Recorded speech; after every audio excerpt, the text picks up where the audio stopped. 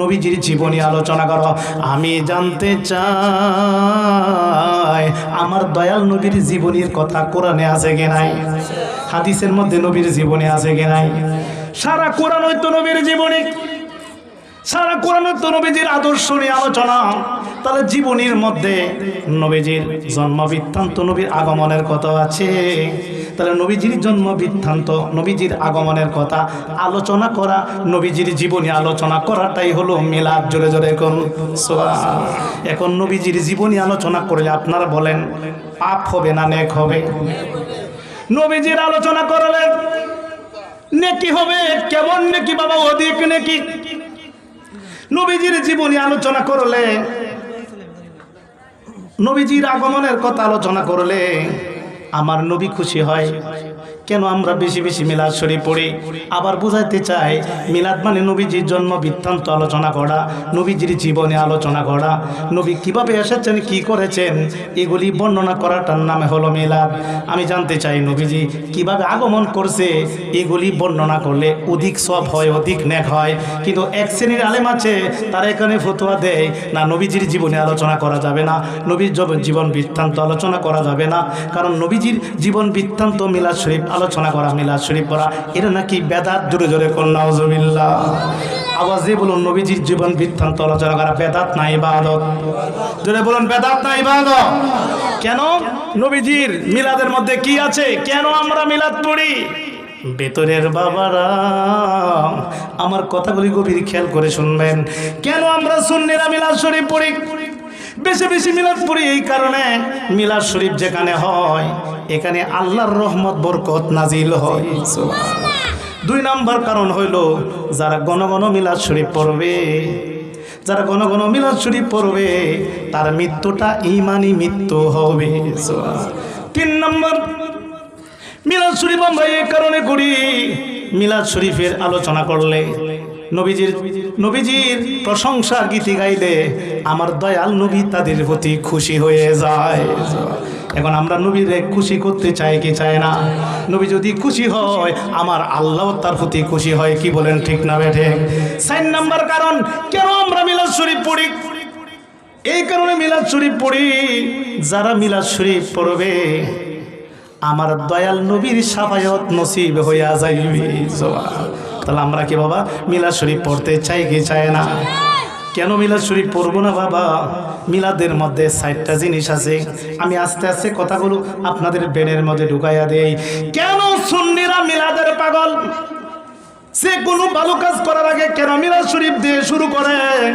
আমি আপনাদেরকে যে জানাতে চাই মিলাদের মধ্যে এমন 4টা জিনিস আছে বাবা। এই 4টা জিনিস কোরআন শরীফের মধ্যে রয়েছে। সবগুলা উত্তম আমল, উত্তম আমল, উত্তম কর্ম। জোরে জোরে কোন সুবহানাল্লাহ। মিলাদের মধ্যে 4টা কর্ম আছে, সবগুলা কর্মকে আমার আল্লাহ উত্তম কর্ম বলে বাবা, উত্তম কর্ম বলে উনি নির্দেশনা দিয়েছেন। 1 নাম্বার, আমরা মিলাদ শরীফের মধ্যে যখন আমরা মিলাদ পড়ি প্রথমে মিলাদের ভিত্তি আমরা কোরআন তালাওয়াত করি। কি বলেন ঠিক না বেটে? কোরআন তালাওয়াত দিয়ে মিলাদ শুরু, আবার নবীজিকে সালাম দিয়ে মিলাদ শরীফ শেষ। কথা ঠিক না বেটে? কথাগুলো আমি আস্তে আস্তে বুঝাই দিচ্ছি। কেন আমরা মিলাদের পাগল বুঝাই দেই। মিলাদ শরীফ শুরু হয় কোরআন তালাওয়াত দিয়ে, মিলাদ শরীফ শেষ হয় নবীজিকে সালাম দিয়ে। এখন বাবা প্রথমে জেনে নিব বাবা কোরআন তালাওয়াত নাজায়েজ না জায়েজ? খারাপ কাজ না ভালো কাজ? আমার আল্লাহ কোরআনে বলেছেন আফজারুল ইবাদাতি তালাওয়াতুল কোরআন, সবচেয়ে উত্তম ইবাদত হইল কোরআন তালাওয়াত। জোরে জোরে কোন সুবহানাল্লাহ। তাহলে উত্তম ইবাদতটা মিলাদের ভিতরে আছে কি নাই? 2 নাম্বার, আমরা দুরূদ শরীফ পড়ি। আওয়াজ দিয়ে বলুন বাবা দুরূদের আমলটা, দুরূদের আমলটা ওদম আমল না উত্তম আমল? কিভাবে উত্তম বুঝাই দেয়? আমার আল্লাহ নামাজের কথা বলেছেন, নামাজ পড়তে বলেছেন, কিন্তু আল্লাহ নামাজ পড়ে না। আল্লাহ আমাদেরকে রোজা রাখতে বলেছেন, আল্লাহ রোজা রাখে না। আল্লাহ আমাদেরকে হজ যাকাত দিতে বলেছেন, কিন্তু আল্লাহ হজ যাকাত দেয় না। কিন্তু আল্লাহ একটা আমল করে গো, আল্লাহ নিজে আমার নবীর উপর দুরূদ শরীফ পড়ে এবং মুমিনগণকে দুরূদ শরীফ পড়তে বলছেন। জোরে কোন সুবহানাল্লাহ। কি বলেন ঠিক না বেটে? এখন আওয়াজে বলুন, আল্লাহ নিজে যে আমলটা করে এটা কি অদম না উত্তম? উত্তম। তাহলে বোঝা গেল মিলাদের মধ্যে 4টা জিনিস আছে। 1 নাম্বার কোরআন তেলাওয়াত, এটা কি আমার আল্লাহ উত্তম ইবাদত, উত্তম কর্ম বলে ঘোষণা দিয়েছেন। 2 নাম্বার দুরূদ শরীফ, এটা আল্লাহ নিজে আদায় করে।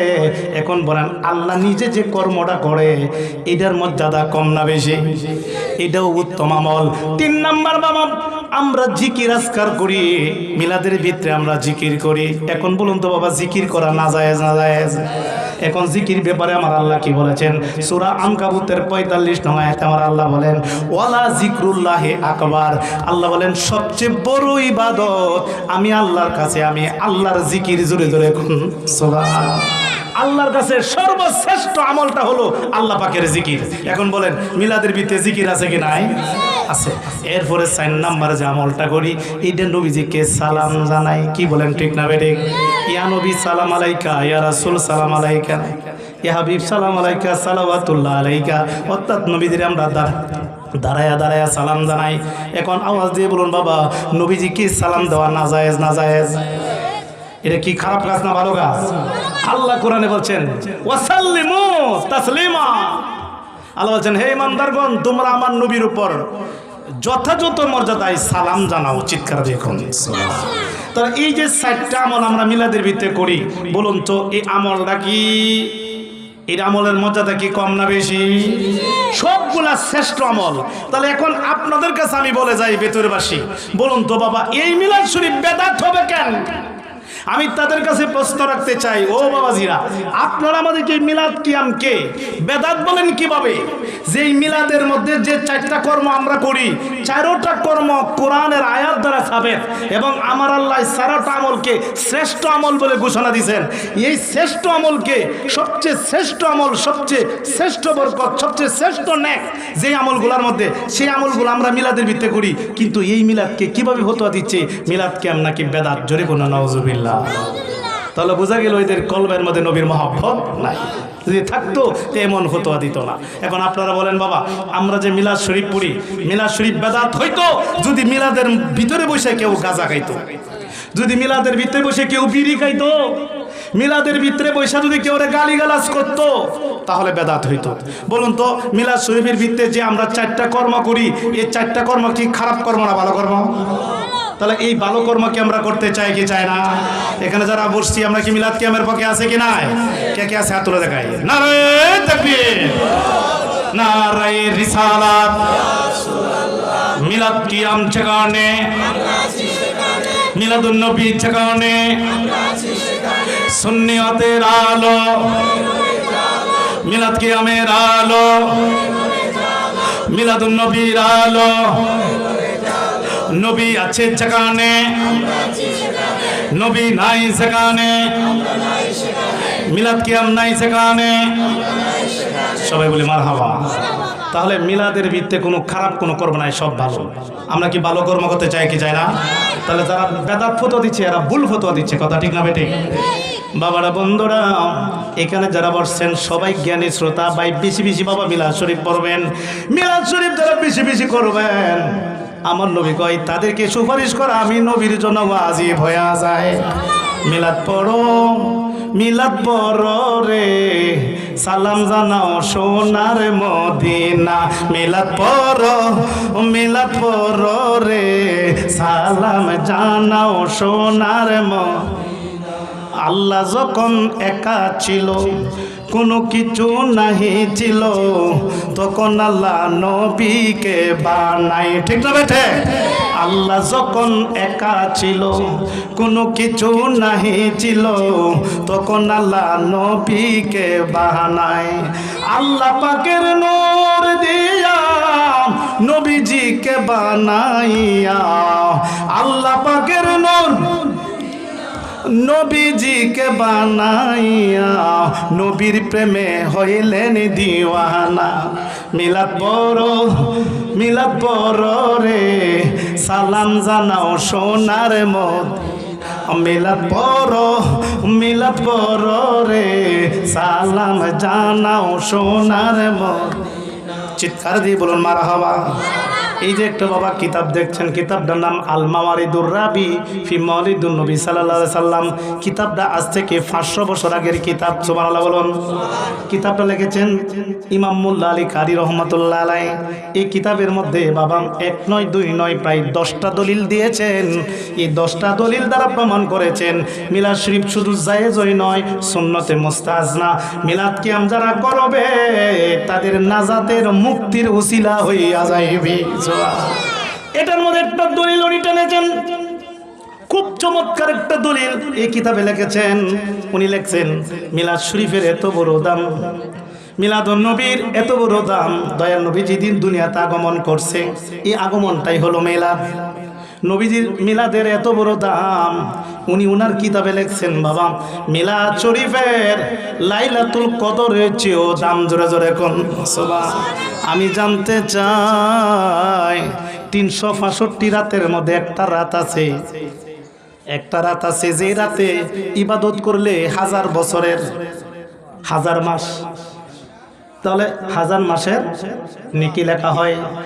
83 বছর 3 মাস সওয়াব লেখা হয় এক রাতে ইবাদত করিলে। এই রাতটার নাম আপনারা জানেননি? লাইলাতুল কদর। বল লাইলাতুল। আমরা যদি বলি ও আল্লাহ গো তোমার কাছে জানতে চাই এতগুলা রাত থাকতে এই রাতের এত বড় দাম কেন? তুমি আল্লাহ তো ঘোষণা করলো এই রাত্রে ইবাদত করিলে 83 বছর 4 মাসের বন্দেগী লেখা হয়, 1000 মাসের বন্দেগী লেখা হয়। মাবুদ এতগুলা রাত থাকলে এই রাতের এত বড় দাম কেন? আমার আল্লাহ বলবেন আমার বান্দারা রে, ও আমার বান্দারা, এই রাতের এত বড় দাম আমি এই কারণে বাড়িয়ে দিয়েছি কারণ এই রাতের মধ্যে কোরআন শরীফ নাজিল হইছে। কোরআন শরীফ এই রাত্রে আগমন করছে। এই কোরআনের দামে এই রাতটারে আমি দামি কইরা দিয়েছি। আমি জানতে চাই কোরআনের দাম বেশি না আমার নবীর দাম বেশি? নবী না আসলে কি কোরআন আসলো রে বাবা? এখন আমি জানতে চাই কোরআনও একটা সিটি, কোরআন একটা লেখা। এই লেখাটা সিটিটা নিয়ে আসছে জিব্রাইল কার কাছে? নবীজির কাছে। জিব্রাইল হলো রানার। আমি জানতে চাই আল্লাহর সিটি নবীর কাছে নিয়ে আসছে, এই সিটিগুলা কবরগুলাই তো কোরআন। আমি জানতে চাই বাবা সিটির দাম বেশি না সিটি যার কাছে পাঠাইছে ওনার দাম বেশি? সিটি যার কাছে পাঠাইছে ওনার দাম বেশি। কোরআন হইল সিটি, আল্লাহর কথা, কথাগুলা নবীর কাছে পাঠাইছে, তাহলে কথা চাইতে সিটি চাইতে নবীর দাম বেশি। মোল্লা আলী কারি রহমাতুল্লাহ আলাইহি লেখেন কিতাবের মধ্যে, ও পৃথিবীর মানুষ রে দেখো দেখো নবীজির কত বড় শান। কোরআন শরীফ যেদিন আগমন করছে কোরআনের খাতিরে যদি এই রাতটা 1000 মাস 83 বছর 4 মাসের বন্দেগী হয়, তাহলে যে নবী না হইলে কুলকাই না থইতো না। যে কোরআন শরীফ যার কাছে পাঠাইছে ইনি যেদিন আগমন করছে গো, এটা জিজু বাবা কি 12 রবিউল আউয়াল, আমার নবীর আগমনের রাত, আগমনের দিন। এই দিনটা লাইলাতুল কদরের চেয়েও বেশি। জোরে জোরে কোন সুবহানাল্লাহ। কোরআন আগমন করার কারণে যদি 83 বছর 4 মাসের বন্দেগী হয়, তাহলে আমার দয়াল নবী যেদিন আগমন করছে এটা যে কত বড় নেকি আমার আল্লাহ ছাড়া কেউ জানে না। জোরে কোন সুবহানাল্লাহ। তাহলে নবীর মিলাদের দাম আছে কি নাই? এই বাবারা আরো বুঝাইতে চাই নবীর মিলাদ, নবীর মিলাদকে ভালোবাসে, নবীর মিলাদকে খুশি হওয়ার কারণে বুখারী শরীফে হাদিস খান আছে। নবীজির চাচা আবুল আহাব, আবুল আহাব আমার নবীজি দিন দুনিয়াতে আগমন করলো। সুয়াইবা নামক একজন দাসী গিয়া বললেন আবুল আহাব গো আপনার একটা সুসংবাদ আছে, আনন্দের একটা খবর আছে। খবরটা কি? ও আপনার বাতিজা মোহাম্মদ দুনিয়াতে আসছে। তাই কহে এইমাত্র দুনিয়াতে আগমন করছে। এই যে নবীর আগমনের আরবিটাই হলো মিলাদ। সুবহানাল্লাহ বলো না? এই মিলাদের সংবাদ জানাইলো। মিলাদের কথাটাকে এই মহিলা, এই দাসীটা আবুল আহাব কাফের লোকটা রেখে জানাইলো। এই কাফের আবুল আহাব নবীদের কষ্ট দিছে, কিন্তু নবীদের আগমন হওয়ার দিনে উনি আনন্দ পাইছে। আমার ভাতিজা মোহাম্মদ হইছে। উনি আনন্দ হইয়া খুশি হইয়া সোয়াইবারে বলছে, সোয়াইবারে যেহেতু মোহাম্মদের মিলাদের কথা বললে, আগমনের কথা বললে, যা যা আমি খুশি হইয়া আনন্দ হইয়া তোরে আমি মুক্ত করে দিলাম। জোরে কোন এই যে মুক্ত কইরা দিছে, নবীর মিলাদকে ভালোবাসছে, আনন্দ হইছে। আনন্দ হওয়ার কারণে আমার আল্লাহ তার প্রতি খুশি হয়ে গেছে। খুশি হয়ে বলতেছেন 7 দিনের মধ্যে একদিন সোমবার দিন যেদিন আসে গো, এই সোমবার দিন আমার দয়াল নবীর মিলাদকে ভালোবাসার কারণে, আমার দয়াল নবীর মিলাদকে খুশি হওয়ার কারণে এই সপ্তাহে একদিন সোমবার দিন, সোমবার দিন সপ্তাহে একদিন সোমবার দিন আমার আল্লাহ এই আবুল আহাব কাফের বেড়ার 7 দিন পরে একদিন সোমবার দিন আযাব লাঘব করে দেন। জোরে জোরে কোন সোমবার দিন সপ্তাহে একদিন আযাব লাঘব করে দেন। ও বেতরের বাবারা আওয়াজে বলুন, আমার দয়াল নবীর আগমন, দয়াল নবীর মিলাদকে ভালোবাসার কারণে, খুশি হওয়ার কারণে যদি কাফের লোকটারে একদিনের জন্য আল্লাহ আযাব লাঘব করে দেন, আমরা তো আশিকের রাসূল, আমরা দয়াল নবীর জীবনের চেয়ে ভালোবাসি, আমরা যদি নবীর মিলাদকে ভালোবাসি, নবীর মিলাদ শরীফ আদায় করি, আমার আল্লাহ কতটুক বরকত দিতে পারে এবার আল্লাহই ভালো জানেন। কি তা বলেন, ঠিক না বেটে? আমরা কি দয়াল নবীর মিলাদ কিয়াম করতে চাই কি চাই না? শুধু তা নয় বাবা, ঈদ একটা হাতে মাসাইল, এই কিতাবটা লিখেছেন ভারতের আশরাফ আলী থানভীর পীর, রশিদ আহমদ গাঙ্গুহির পীর, ইসমাইল দেহলভীর পীর এবং দেওবন্দ মাদ্রাসা জেলা বানাইছে, তার নাম কাশেম নানাতুবি, কাশেম নানাতুবিরও পীর। এই পীরের নাম হইল হাজী আমদাদুল্লাহ মুহাজির মক্কি রহমাতুল্লাহ। ইনি হাফতে মাসাইল ফাইসালাই হাফতে মাসাইল 7 মাসলার সমাধান, এই কিতাবের মধ্যে বাবা মৌলুদ শরীফ নামে একটা অধ্যায় আনছে। এই মৌলুদ শরীফের মধ্যে উনি লিখতেছেন কা মাহফিল মৌলুদ মে শরীক হতা হে। উনি বলতেছেন আমার অভ্যাস হইল আমি মিলাদ মাহফিলে অংশগ্রহণ করি, শুধু অংশগ্রহণ করি না, উনি বলতেছেন বিল্লাহি বরকত কা জরিয়া সাম্মাজাহ, আমি মিলাদ কিয়াম করি আমার যেন পরকালে নাজাতের উসিলা হয়ে যায়। উনি বরকত দেবে মিলাদ শরীফ পড়েন, শুধু পড়েন নাই, উনি কো আমি মিলাদ শরীফ পড়ি পরকালে যেন আমার মুক্তির উসিলা হয়ে যায়। সুবহানাল্লাহ বলেন বাবা। তাহলে এটা হলো কওমি অঙ্গনের, সারা পৃথিবীতে যত কওমি মাদ্রাসার এই হুজুররা আছে এদের মাথার তাজ, হ্যাঁ মাথার তাজ হলো আশরাফ আলী থানভী, রশিদ আহমদ গাঙ্গুহি, এরারও পীর হাজী আমদুল্লাহ মুহাজির মক্কি রহমাতুল্লাহ। ইনি বলতেছে আমি বরকত জানিয়া মিলাদ শরীফ পড়ি এবং আমি মিলাদে অংশগ্রহণ করি এবং আমি মিলাদ শরীফ যে পড়ি পরকালে মুক্তি পাবার জন্য, নাজাতের উসিলা জন্য করি। এমন কি উনি বলেন আমি মিলাদ শরীফ পড়ি কিভাবে শোনো, আমি মিলাদ পড়ি साल मन अकद करता हो और क़याम में लतीफ़ और लिज़ात बताओ। सुबहानाल्लाह बोलो ना बाबा। उनी बोलतेছেন আমি মিলাদ কিয়াম করি, মিলাদ কিয়াম করলে আমি আনন্দ পাই, তৃপ্তি পাই। এমন কি উনি লিখতেছেন আমি যখন মিলাদ কিয়াম করি তখন আমি নবীজিরও দেখতে পাই। সুবহানাল্লাহ বলেন বাবা। তাহলে এখন আপনারা বলেন তাদের বড় হুজুরে মিলাদ কিয়াম করছেন, কিন্তু মিলাদ কিয়ামকে অস্বীকার করা, অবজ্ঞা করার কোনো সুযোগ নাই। এটা পৃথিবীর যত কওমি অঙ্গনের লোক আছে সকল কওমি অঙ্গনের মাথার তাজ, যার নাম হাজী আমদুল্লাহ মুহাজির মক্কি রহমাতুল্লাহ, উনার লেখা কিতাব ফয়সালাই হাফতে মাসাইল, এই কিতাবের মধ্যে এই দলিলটা দিয়েছেন। শুধু তা নয়, হ্যাঁ না, এদের মধ্যে আর 2টা কিতাব একসাথে। এরপরে এই যে একটা কিতাব নশরে তিব জিক্রুন নাবিউল হাবিব সাল্লাল্লাহু আলাইহি ওয়াসাল্লাম, এটা আশরাফ আলী থানভীর লেখা। এখানে নবীজির মিলাদের একটা অধ্যায় আনছে। উনি বলতেছেন আমার দয়াল নবী যখন দুনিয়াতে আগমন করলো তখন নবীজির মা আমেনা কয় আমার ঘরে যেমন একটা নূর আগমন করলো, আমার ছেলের দিকে ছায়া দেখলাম আমার ছেলের মধ্যে নূর চমকাচ্ছে, তখন আমি নূরের দিকে তো নজর করলাম, তখন আমি মা আমেনা সামদেশ পর্যন্ত দেখতে পেয়েছিলাম। এই কিতাবে তুলছে। তাহলে আমার দয়াল নবীর মিলাদ কিয়াম আমরা করতে চাই কি চাই না? কে কে মিলাদ কিয়ামের পক্ষে হাত তুলে দেখায়? নারায়ে তাকবীর, নারায়ে রিসালাত, আহলে সুন্নাত ওয়াল জামাত। এখন বাবা যে কিতাবটা দেখাইব হাবিবুল ফতোয়া, হাবিবুল ফতোয়া কিতাবটা লিখেছেন আল্লামা জালালউদ্দিন সুয়ুতী রহমাতুল্লাহ আলাইহি। আল্লামা জালালউদ্দিন সুয়ুতী রহমাতুল্লাহ আলাইহি কে জানেননি? আল্লামা জালালউদ্দিন সুয়ুতী রহমাতুল্লাহ আলাইহি হইল যিনি আমার দয়াল নবীকে ৭৫ বার স্বপ্নে ভৈরা দেখছি। সুবহানাল্লাহ বলতেন বাবা। যে আল্লামা জালালউদ্দিন সুয়ুতী নবীরে ৭৫ বার স্বপ্নে ভরে দেখছি, উনি কত বড় আল্লাহর ওলি। উনি হাজার কিতাব লিখেছেন, হাজার হাজার। নবীজির মিলাদ, নবীজির মাওলুদ নিয়ে অনেক কিতাব লিখেছেন। এর মধ্যে একটি কিতাব এই যে দেখেন, হাবিবুল ফতোয়া, হাবিলিল ফতোয়া কিতাবের জিলদে আউয়াল, জিলদে আউয়ালের মধ্যে কি লিখতেছেন 185 পৃষ্ঠার মধ্যে, 185 পৃষ্ঠার মধ্যে আল্লামা জালালউদ্দিন সুয়ুতী, আল্লামা জালালউদ্দিন সুয়ুতী কে জানেন? যিনি একটা তাফসির লিখেছেন, তাফসিরে জালালাইন। এই তাফসিরে জালালাইন আমরা ফেকামারা মাদ্রাসায় পাঠতাম, ডিগ্রিতে পাঠতাম, আমি ক্লাস করছি তাফসিরে জালালাইন। এই তাফসিরে জালালাইন শুধু ফেকামারা না, বাংলাদেশের যত আলিয়া মাদ্রাসা আছে সব আলিয়া মাদ্রাসার মধ্যে তাফসিরে জালালাইন ফাজিল ক্লাসে, ডিগ্রি ক্লাসে পড়ানো হয়। আর কওমি মাদ্রাসায় একটা ক্লাসের নামই জালালাইন। এই জালালাইন না পড়লে কেউ মৌলানা হতে পারে না। এই জালালাইন তার ওপরে আমরও পড়ি। এই তাফসিরে জালালাইনের লেখক আল্লামা জালালউদ্দিন সুয়ুতী রহমাতুল্লাহ লেখেন এই কিতাবটা হাবিলিল ফতোয়া। এই কিতাবের মধ্যে 185 পৃষ্ঠার মধ্যে কি লেখছে আমার নবী সম্পর্কে একটু বলা যায়। এখানে যারা বসছেন সবাই আমরা মিলাদ কিয়ামের পক্ষে, আওয়াজ দিয়ে বলুন আমরা কি মিলাদ কিয়ামের পক্ষে আছি কি নাই? এখন মিলাদ কিয়াম আমরা করি, দেখি আল্লাহর ওলি কি বলছেন। উনি নিজেও মিলাদ কিয়াম করেছেন, সুবহানাল্লাহ বলেন না বাবা?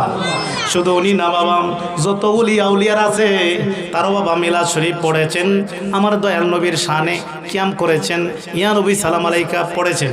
শুধু তা নয়, তাবিঈরা পড়েছেন, সাহাবায়ে কেরামও আমার দয়াল নবীর মিলাদের অনুষ্ঠান করেছেন, সুবহানাল্লাহ বলেন না বাবা? তাহলে মিলাদ শরীফকে অস্বীকার করা, অবজ্ঞা করার কোনো সুযোগ নাই। এখন আসেন উনি কি লিখতেছেন। এই বাবারা এখানে যারা বসছেন, আমি আগেই বলেছি আপনারা কিন্তু ওয়াজ বোঝেন, আমি দলিল ভিত্তিক আলোচনা করতেছি, এটাও আপনারা বুঝতেছেন। বাবাজি রাগো, কেন আমরা মিলাদ শরীফ পড়ি আমার দিকে আবার একটু নজর করুন। কেন মিলাদ শরীফ পড়ি? মিলাদ শরীফ সম্বন্ধে উনি লিখতেছেন, পৃথিবীর মানুষের বাতাস হলো আমাদের জন্য নিয়ামত। একটু আওয়াজ দিয়ে বলুন বাবা, বাতাস আমাদের জন্য কিয়ামত না নিয়ামত? কি বাতাস ছাড়া কি আমরা বাঁচবো? তা বাতাস আমাদের জন্য নিয়ামত। আমরা বাতাস, অক্সিজেন আমরা গ্রহণ করি, বাতাস ছাড়া আমরা বাঁচবো না। এই বাতাসটা মানুষের জন্য আল্লাহ পাকের নিয়ামত। শুধু তা নয়, গাছপালা আল্লাহ পাকের পক্ষ থেকে আমাদের জন্য নিয়ামত। গাছের ফল ফলাদি আমাদের জন্য নিয়ামত। গাভীর দুধ খায়, এটা আল্লাহ পাকের জন্য নিয়ামত। বন্ধুরা গো, রৌদ্রটা আমাদের জন্য নিয়ামত, সূর্যটা আমাদের জন্য নিয়ামত। এখানে উনি লিখতেছেন অনেক নিয়ামত আল্লাহ আমাদেরকে দান করেছেন।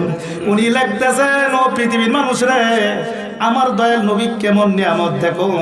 উনি লিখতেছেন যে বেলাদাতু সাল্লাল্লাহু আলাইহি সাল্লাম আযামুন নিয়ামত আলাইনা, জোরে জোরে কোন সুবহানাল্লাহ। উনি লিখতেছেন যত নিয়ামত আল্লাহ আমাদেরকে দান করেছে, সমস্ত নিয়ামতের চেয়ে সর্বশ্রেষ্ঠ নিয়ামত হলো আল্লাহর নবীকে আমরা পাওয়া, জোরে জোরে কোন সুবহানাল্লাহ। আচ্ছা, নবীজিরে পাওয়াটা কি সব নিয়ামতের চেয়ে ছোট নিয়ামত না বড় নিয়ামত? বড় নিয়ামত, সবচেয়ে বড় নিয়ামত, যেটা সব নবীগণ চাইছিল আমার নবীর উম্মত হওয়ার জন্য, কিন্তু আমরা চাইতে হয় নাই, আল্লাহ আমরা নবীর উম্মত বানানোর কারণে। এতে কি আমরা সবাই খুশি না বেজা? নবীজিরে পাওয়ার কারণে আমরা আযাব বন্ধ হয়ে গেছি। নবীজি যে কত বড় নিয়ামত। অন্যান্য নবীগণের উম্মত তারা মসজিদ ছাড়া নামাজ পড়তে পারতো না, আর আমার নবীর উম্মতের জন্য সমস্ত জমিন দিয়ে মসজিদ বানিয়ে দিয়েছে। তাহলে আমাদের নবীকে আমাদের জন্য কিয়ামত না নিয়ামত? ছোট নিয়ামত না বড় নিয়ামত? উনি কথা বলেছেন যে আমার দয়াল নবীর আগমন, দয়াল নবীর মিলাদটা হলো পৃথিবীর মধ্যে সবচেয়ে বড় নিয়ামত। চিৎকার দিয়ে করুন। তাহলে আমরা কি সবাই মহব্বতে মিলাদ কিয়াম করতে চাই কি চাই না? এই পর্যন্ত যত বাহাসে আমরা গেছি, সব জায়গায় আমরা বাহাসের কথা বলছি, কিতাব লয়ে গেছি, এরা নাই। বাহাসে ডাকছে, কিতাব লয়ে গেছি, এরা নাই। এখনো আমরা বলি ভিতরের মধ্যে তো কোনো মানুষ থাকেন, ভাই আমি তো আমার এলাকার, আপনার আমার এলাকার মানুষ, আমি আপনার এলাকার মানুষ, আমাদের মধ্যে কেন কনফিউজ থাকবে? আমার ঘরে অনেক কিতাব আছে, আপনারা যেই আলেমে কিতাব পড়তে পারে এমন একজন আলেমকে নিয়ে দাওয়াত দিচ্ছি, আমার ঘরে বৈশা আমরা কিতাব খুলে দেখবো। হ্যাঁ, কিতাব খুলে দেখাবো। যদি আপনারা কোনো একটা কল দ্বারা প্রমাণ করতে পারেন মিলাদ কিয়াম নাজায়েজ, বেদাত, বেদাতে চাইয়া আর জীবনে কেন ধরবো, কোনোদিন মিলাদ কিয়াম করবো না। আর যদি মিলাদ কিয়াম দ্বারা কোরআন হাদিসের আলোকে আমি বুঝাই দিতে পারি, তাহলে আপনারা মিলাদ কিয়াম শুরু করে দিবেন। কি বলেন, ঠিক না বেটে? আমরা কি সমাধান হোক এটা চাই কি চাই না? আমি বলছি যেন কোনো কনফিউজ না থাকে, আমি আপনারা ডাকছি, যে কোনো সময় আসেন, যত বড় হুজুর থাকুক নিয়ে আসবেন। কিতাব আছে, হ্যাঁ, এই কিতাব দেখে, কিতাব তো আপনারা মানে আমরাও মানি, দলিল আপনারা মানে আমরাও মানি। দলিল আমাদের কিছু বুঝাইতে পারেন, আমরা মিলাদ কিয়াম বন্ধ করে দিব। যদি মিলাদ কিয়াম হারাম, বেদাত, নাজায়েজ প্রমাণ করতে পারেন, মিলাদ কিয়াম আজ থেকে আর পড়বো না। আর যদি মিলাদ কিয়াম আমরা জায়েজ, সবচেয়ে বড় ইবাদত, সর্বশ্রেষ্ঠ আমল, যদি মিলাদ কিয়াম আমরা প্রমাণ করতে পারি, আপনারা মিলাদ কিয়াম শুরু করে দেবেন। কি বলেন, ঠিক না বেটে? বাবারা, বন্ধুরা, এখানে যারা বসছেন সবাই জ্ঞানী শ্রোতা। ও বাবারা, আপনার কাছে জানতে চাই বাবা, আল্লাহর ওলি বাইজিদ বুস্তামির নাম শুনেন নাই? এই বাইজিদ বুস্তামি রহমতুল্লাহ কত বড় আল্লাহর ওলি বাবা। ইনি মায়ের খেদমত করে এত বড় ওলি হয়েছেন। যিনি সুলতানুল আরেফিন, যিনি আরেফদের বাদশা, এই বাইজিদ বুস্তামি রহমতুল্লাহ আলাই, উনি একদিন বলতেছেন, মাবুদ প্রতি বছর আমি হজ করি, এই বছর আমি হজ করতে চাই। আল্লাহ হুকুম দিলেন আসেন। উনি হজ করতে গেলেন। উনি হজ করে প্রতি বছরের নেই এই বছর হজ করলেন। হজ করিয়া মুরাকাবার মধ্যে চলে যায়। মুরাকাবার মধ্যে চলে গিয়ে বলেন, মাবুদ ও মাবুদ, তোমার কাছে আমি জানতে চাই এই বছর কতজন মানুষ কাবা শরীফ জিয়ারত করেছে, কতজন মানুষ এই হজ করেছে, কত মানুষ হজ করেছে, আর কয়জন মানুষের হজ কবুল হয়েছে, কয়জন মানুষের হজ কবুল হয় নাই। আমার বড় আশা, আমি আপনার কাছে জানতে চাই। এই আরজি আমি করলাম। আমার আল্লাহ বললেন, বাইজিদ গো, আপনি আমার বন্ধু, আমি কাউকে বলি নাই, কিন্তু আপনাকে বলবো, এই বছর কতজন হজ করেছে, কয়জনের হজ কবুল হয়েছে, কয়জনের হজ কবুল হয় নাই, এটা আমি আপনাকে বলবো। যেহেতু আপনি সুলতানুল আরেফিন, আপনি আমার বন্ধু। বন্ধু বাইজিদ গো, আপনি আমার কাছ থেকে জেনে নিন, এই বছর 6 লক্ষ লোক হজ করেছে। 6 লক্ষ লোকের মধ্যে 6 লক্ষ লোকের হজ হয়েছে মাত্র একজন ছাড়া, একজন ব্যতীত 6 লক্ষ লোকের হজ হয়েছে, একজন লোকের হজ হয় নাই। জোরে জোরে কোন সুবহানাল্লাহ। বাইজিদ বুস্তামি রহমাতুল্লাহ সেজদাতে পড়ে বলেন, মাবুদ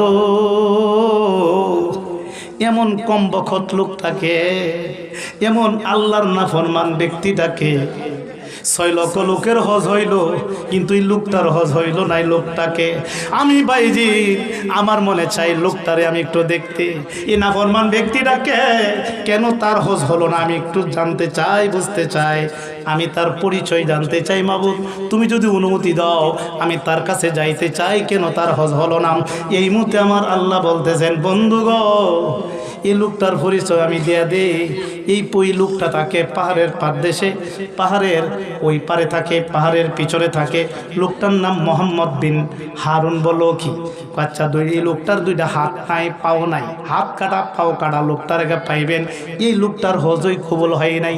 জুড়ে জুড়ে কোন আল্লাহ আল্লাহ আল্লাহ আল্লাহ আল্লাহ আল্লাহ, জোড়ে আল্লাহ আল্লাহ। আরে কেউ রে বানাইলা সফিউল্লাহ, কেউ রে বানাইলা কলিলুল্লাহ, কেউ রে বানাইলা সফি, কেউ রে বানাইলা কলিলুল্লাহ, কেউ রে বানাইলা লা, কেউ রে বানাইলা আমার নবী হাবিবুল্লাহ। আল্লাহ আল্লাহ আল্লাহ আল্লাহ। আর নবী আমার জানের জান, নবী আমার প্রাণের প্রাণ, বলো নবী আমার নবী আমার প্রাণের প্রাণ। 2 নয়নে দেখিলের পরে, 2 রে দোজক হইয়া যায় হারামে। আল্লাহ আল্লাহ আল্লাহ আল্লাহ আল্লাহ আল্লাহ আল্লাহ আল্লাহ লা ইলাহা ইল্লাল্লাহু মুহাম্মাদুর রাসূলুল্লাহ। সবার বন্ধুরা, এই যে আমরা বিদ্যানগুলো সুমো খাইছি, এটার পক্ষে আমরা আছে কি নাই? এটা কিন্তু তাজিমের ব্যাপার, এটা আদবের ব্যাপার। আমরা নবীদের তাজিম করি, এটা নবীর আদব, নবীর তাজিম, নবীর সম্মান। কি বলে, নবীদের সম্মান করলে আমার নবী বেচার হয় না খুশি হয়? আরে বাবা, একজন মুরব্বীরে দেখে যদি সেরের টাকারিয়ে করুন, তাহলে এই মুরব্বী কি বাবা খুশি হয় না? শুধু খুশি হয় না, তার আশীর্বাদ দেয়, হ্যাঁ, তার দোয়া দেয়। এই ছেলেটা আমার দিকে দাঁড়ায় বসছে, খুশি হইয়া তার জন্য দোয়া করে। ও বাবা, একজন মানুষকে যদি সম্মান করে, মানুষ খুশি হয়ে যদি দোয়া করে, যিনি সৃষ্টি করলেন মূল নূরে রাসূল, উনাকে যদি দাঁড়ায় সম্মান করি, আমার নবী খুশি হয় না বেজার হয়? খুশি হইলে কি তার জন্য কই হকাল পরকালে কোনো ভয় আছে? তারা আমরা নবী আমাদের প্রতি খুশি হয় এই আমল তো আমাদের করতে হবে, কি বলেন ঠিক না বেরে? এই যে বৃদ্ধাঙ্গুলো চুমকাইছি এটা নবীর তাজিম, এটা নবীর সম্মান, কিন্তু আমরা বৃদ্ধাঙ্গুলো চুমকায় আর কিছু মানুষে হাসে। আচ্ছা হাসে কারা? তারা নবীর তাজিম দেখে যারা হাসে, নবীর সম্মান দেখে যারা হাসে, বুঝা গেল তাদের হৃদয়ের মধ্যে নবীর মহব্বত নাই। কথা ঠিক না বেটে? এখন প্রশ্ন জাগবে যে রেজবিরা সুন্নিরা এটা হইলো কই বৃদ্ধাঙ্গুলো চুমা, আমরা তো হয় না। বাবারা রে, তোমাদেরকে বাবা বলতে চাই, তোমরা পাও না, তোমরা কিতাব কিনো নাই দেখে পাও নাই। এটা তো সরি বইয়ের মধ্যে থাকতো না, এটা সরি বইয়ের দলিল না, এটা অনেক দামি কিতাব কিনতে হবে। এই কিতাবের মধ্যে বৃদ্ধাঙ্গুলে চুমু দেওয়ার দলিল রয়েছে, চিৎকার দিয়ে কোন এই যে কিতাবটার নাম রুদ্দুল মুহতার ফতোয়া ইসলামী। ফতোয়া ইসলামী কিতাবটার দাম ৪৮,০০০ টাকা। এটা লেবানন বৈরুত থেকে আনা হয়েছে 13 খণ্ড। এর মধ্যে একটা খণ্ড হলো বাবা দ্বিতীয় খণ্ড। এই দ্বিতীয় খণ্ড ফতোয়া ইসলামী পৃথিবীর সবচেয়ে বড় ফতোয়ার কিতাব রুদ্দুল মুহতার ফতোয়া ইসলামী। হুজুরারে জিজ্ঞাসা করবেন এই ফতোয়া ইসলামীর দাম কত, এটা হাদিয়া কত। এটা লেবানন বৈরুত থেকে আনা হয়েছে। এটা মিশ্রি চাপাও আছে, কলিকাতা চাপাও আছে। এটা বাবা আমরা লেবানন বৈরুত থেকে আনছি, ছাপা ভালো। এখানে বাবা এই রুদ্দুল মুহতার দ্বিতীয় খণ্ড, জুড়ে কোন কত খণ্ড? ৬৮ পৃষ্ঠা। আওয়াজ দিয়ে বলুন কত পৃষ্ঠা?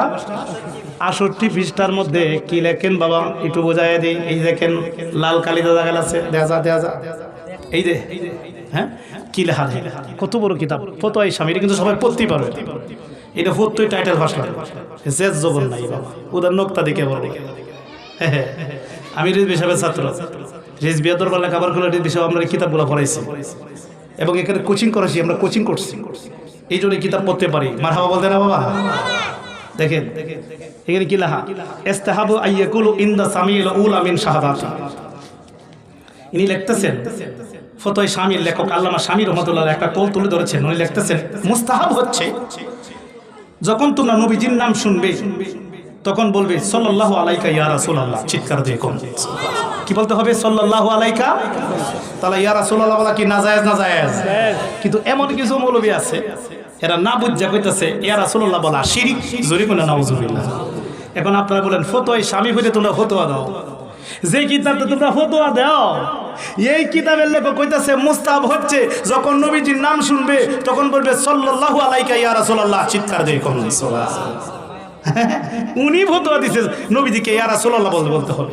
এরপরে উনি ফতোয়া দিয়েছেন যে নবীজির হাদিসের কোরআনে বলছেন ওয়া ইনদা সানিয়া মিনহা, যখন দ্বিতীয়বার নবীজির নাম শুনবে তখন বলবে কুররাতু আইনি বিকা ইয়া রাসূলুল্লাহ। সুবহানাল্লাহ বলেন বাবা। একটা দোয়া শিক্ষা দিয়েছেন কুররাতু আইনি বিকা ইয়া রাসূলুল্লাহ। এই দোয়াটা করবে, দোয়াটা করার পরে কি বলবে? সুম্মা ইয়াকুলু আল্লাহুম্মা আতিনি বিসামি ওয়াল বাসরি। এই দোয়াটা বলবে বাদা ওয়াদিয়া জফরি ইবহামিনা আলা আইনাইনি, এবং তোমরা বৃদ্ধাঙ্গুলে চুমকাবে এবং চোখে মাসাও করবে। করলে কি হবে? লাম ইহুম আবাদান, তাহলে তোমাদের চোখের মধ্যে কোনো রোগ হবে না। আর হুজুরে বলতেন সুবহানাল্লাহ, রোগ তো হবে না। নাই কিতাবে লেখা কয় দালাতুনিলা জান্নাত, যদি তোমরা নিয়মিত আমলটা করো আমি নবীর পিছনে পিছনে তোমরা জান্নাতে চলে যাবে। তাহলে কি বাবা এই বৃদ্ধাঙ্গুলে চুমা দেওয়ার পক্ষে দলিল আছে কি নাই? আরো লেখা কি জানেন? ও আমল আবু বকর বেলাল, এই আমলটা আবু বকর সিদ্দিক করছে, বেলালও করছে, সুন্নতে আদম আলাইহিস সালামও করছে। সুবহানাল্লাহ বলতে না জোরে? তাহলে কি এই যে বৃদ্ধাঙ্গুলে চুমা দেওয়ার পক্ষে কি দলিল আছে কি নাই? আজকে থেকে সবাই নবীজির নাম শুনলে মহব্বতে সাল্লাল্লাহু আলাইহি সাল্লাম বলে কুররাতু আইনি বিকা ইয়া রাসূলুল্লাহ বলে আমরা বৃদ্ধাঙ্গুলে চুমু দিতে চাই কি চাই না? কে কে চায় হাত তুলে দেখায় বাবা। না নারে গাউসিয়া নবীজির জিখানে আমরা ধ্যান জিখানে আমরা মদিনা মদিনা আশিকে মুমিনের ঠিকানা, বলো না মদিনা মদিনা আশিকে মুমিনের ঠিকানা। হায় হায় দিদার চেয়ে কাঁদো তোমরা, দিদার চেয়ে কাঁদো তোমরা, হও না নবীর দিওয়ানা। মদিনা মদিনা আশিকে মুমিনের ঠিকানা, বলো না মদিনা মদিনা আশিকে মুমিনের ঠিকানা। জালালউদ্দিন সৈয়দী ৭৫ বার দেখলো নবীজি। ইয়া রাসূলুল্লাহ এই যে জালালউদ্দিন সৈয়দীর কিতাব দলিল দিলাম যে ইউনার কথা কইতাছে জালালউদ্দিন সৈয়দী ৭৫ বার দেখলো নবীজি এতবার দেখিয়া নবী এতবার দেখিয়া নবী তৃপ্তি তাহার হলো না মদিনা মদিনা আশিকে মুমিনের ঠিকানা বলো না মদিনা হায় হায় দিদার চেয়ে কাঁদো তোমরা দিদার চেয়ে হও না নবীর দিওয়ানা মদিনা মদিনা আশিকে মুমিনের ঠিকানা বলো না মদিনা নবী শ্রেষ্ঠ সাহাবী হযরত আবু বকর সিদ্দিকী নবীর শ্রেষ্ঠ সাহাবী হযরত আবু বকর সিদ্দিকী ভালোবেসে শুইল পাশে ভালোবেসে যাইয়া দেখো মদিনা মদিনা মদিনা আশিকে হায় হায় মদিনা চিৎকার দিয়ে বলুন মারহাবা আর জুরি বলি ইয়া রাসূলুল্লাহ তাহলে আমরা কি ইয়া রাসূলুল্লাহর পক্ষে আছে কি নাই এই ফতোয়া স্বামীতে ইয়া রাসূলুল্লাহ বলা কি নাজায়েজ নাজায়েজ আরো কি জানেন তাফসিরে জালালাইনের 302 পৃষ্ঠায় লিখছে আল্লামা জালালউদ্দিন সৈয়দী আরো ব্যাপক ব্যাখ্যা লিখছে তোমরা আমার নবীকে কিভাবে ডাকবে আমার নবীকে ইয়া মুহাম্মদ বলে ডাকা যাবে না ইয়া মুহাম্মদ বলে ডাকা যাবে না কারণ ইয়া মুহাম্মদ নবীজির নাম ধরে আমার আল্লাহও ডাকে নাই সুবহানাল্লাহ বলতে না বাবা এটা নবীজির শান আল্লাহ সব নবীর নাম ধরে ডাকছে কিন্তু আমার নবীর নাম ধরে ডাকে নাই সব নবী কোরআন শরীফ খোলেন দেখবেন ইয়া ঈসা ইয়া মুসা ইয়া ইব্রাহিম ইয়া ইসমাইল ইয়া ইয়াকুব এভাবে নাম ধরে ধরে নবীর নাম ধরে ধরে ডাকছে কিন্তু আমার নবীর নাম ধরে ডাকে নাই ইয়া মুহাম্মদ বলে ডাকে না এটা নবীর মর্যাদা এখন আল্লামা জালালউদ্দিন সৈয়দী লিখতেছেন আমার নবীর নাম ধরে ডাকা যাবে না কিবা আমার নবীকে ডাকতে হবে বাল তাকুলু ইয়া রাসূলুল্লাহ ইয়া হাবিবাল্লাহ ইয়া নবিয়াল্লাহ ইয়া সাইয়্যিদুল মুরসালিন ইয়া রাহমাতাল লিল আলামিন সুবহানাল্লাহ বলতে না বাবা তারা আমরা নবীকে ডাকতে হবে বাবা ভাই বসে এখন আমরা নবীকে ডাকতে হবে ইয়া রাসূলুল্লাহ ইয়া হাবিবাল্লাহ বলে তার নবীকে কি আমরা নাম ধরে ডাকবো না ইয়া রাসূলুল্লাহ বলে ডাকবো তাহলে ইয়া রাসূলুল্লাহ বলা কি নাজায়েজ নাজায়েজ এইজন্য আমরা ফুসটারে দেই নারায়ে তাকবীর আল্লাহু আকবার নারায়ে রিসালাত সুবহানাল্লাহ বলতে বাবা আচ্ছা আমরা কেন নবীজির আল্লাহর নামের সঙ্গে নবীর নাম দেই দাদন সাহেব কই যে কথা কই যাইবো ওয়াজ বন্ধ করে আগে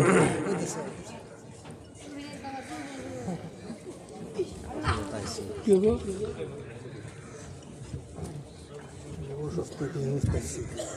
দাদন ভাইছে আচ্ছা আজকে আমাদের প্রধান অতিথি দাদন ভাইয়ের আগমন দাদন ভাইয়ের আগমন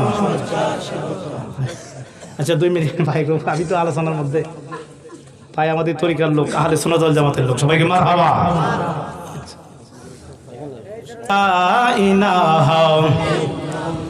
হায় হায় বহুদূরে মদিনা আমরা কেমনে যাব জানি না বলুন বহুদূরে মদিনা আমরা কেমনে যাব জানি আমার দয়াল আল্লাহ দয়া কর দয়াল পুরা মনের বাসনা লা ইলাহা জোড়লা ইলাহা লা ইলাহা লা ইলাহা ইল্লাল্লাহ মুহাম্মাদুর রাসূলুল্লাহ বাবাজিরা গো যে কথা বলতেছিলাম বাবা হযরত বাইজিদ বুস্তামি রহমাতুল্লাহ আলাইহি কয় মাবুদ এই লোকটারে আমি দেখতে চাই 6 লক্ষ মানুষ হজ করলো সবার হজ হইল কিন্তু লোকটার হজ হয় নাই ইনাফরমান ব্যক্তিটাকে কেন তার হজ হলো না বিষয়টা আমি জানতে চাই আমার আল্লাহ বললেন বন্ধুগো সে তাকে পাহাড়ের পাদদেশে পাহাড়ের ওই পারে লোকটার 2টা হাত নাই 2টা পা নাই তার নাম মোহাম্মদ হারুন বখলি এই মুহূর্তে উনি অনুমতি চাইলেন আমার আল্লাহ বাইজিদ বুস্তামি রহমাতুল্লাহকে অনুমতি দিলেন বাইজিদ বুস্তামি রহমাতুল্লাহ যাইতে যাইতে যাইতে যাইতে পাহাড়ের কাছে চলে যায় পাহাড়ের পাদদেশে পাহাড়ের ওই পারে গিয়া বাবা লোকটার সঙ্গে সাক্ষাৎ লোকটা দূর থেকে বলতেছেন বাইজিদ ওহ বাইজিদ গো, তুমি আমার নিকট আসছো, এই বছর যে আমি হজ করেছি হজ কবুল হয় নাই, এই সংবাদ জানাইবার জন্য বুঝি তুমি আইছো। জোরে জোরে করুন সুবহানাল্লাহ। সাথে সাথে বাইজিদ বুস্তামি রহমাতুল্লাহ আলাইহি আশ্চর্য হয়ে যায়, বিষয়টা কি? আমার নাম যে বাইজিদ, এই লোকটা জানলো কিভাবে? আমি যে হজের সংবাদ দিয়ে আসছি কবুল হয় নাই, এই বিষয়টা জানলো কিভাবে? এই মুহূর্তে বাইজিদ বুস্তামি রহমাতুল্লাহ হতবাক হয়ে গেলেন। হতবাক হওয়ার পরে লোকটাকে বললেন, ও ভাই, আমি আপনার নিকট জানতে চাই, আমার নাম যে বাইজিদ বুস্তামি, তুমি জানলে কি করে? এবং আমি যে হজের সংবাদ নিয়ে আসছি এটা তুমি জানলে কি করে? এই মুহূর্তে লোকটা বলল, আমার মা দোয়া করছিলেন আমার আল্লাহ সব কিছু আগেই সংবাদ জানাইয়া দিবেন, আল্লাহ কবুল করছে, এই জন্য কে আমার নিকট আসবে আগেই আল্লাহ আমাকে জানাইয়া দেওয়া হয়। জোরে কোন সুবহানাল্লাহ। আচ্ছা, তাহলে আমি জানতে চাই, আমার চিননি চিনি, আপনি বাইজিদ বুস্তামি, আপনি সুলতানুল আরিফিন, আপনি হইলেন আরেবদের বাদশা, অলিদের বাদশা।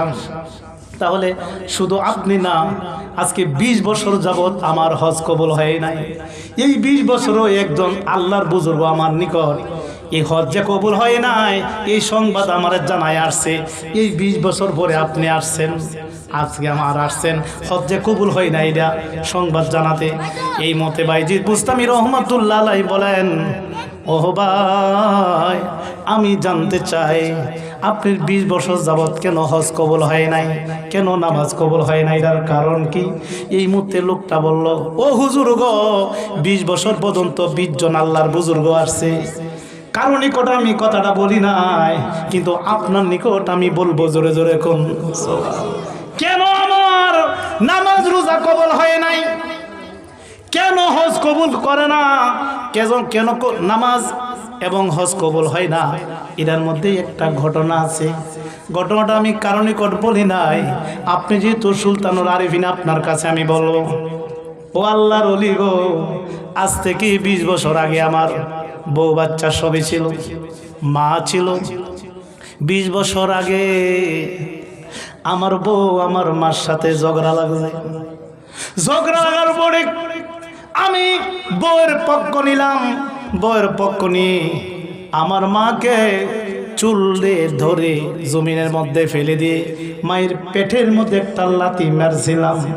মা উ আ কয়া চিৎকার মেরে আল্লাহ পাকের দরবার বলছিলেন, মাবুদ, যেই পেটের মধ্যে আমি সন্তানকে ধারণ করলাম, এই পেটের মধ্যে লাথি মারছে গো আল্লাহ, তুমি তারে জাহান্নামে নিও। এই কথা বলতে দেরি আমার আল্লাহ আমাকে জাহান্নামী বলে আমাকে কবুল করে ফেললেন।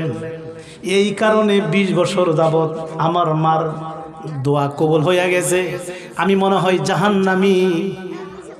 এই কারণে 20 বছর যাবত আমি হজ করতেছি ঠিকই, কিন্তু হজ কবুল হয় না। জোরে জোরে কোন সুবহানাল্লাহ।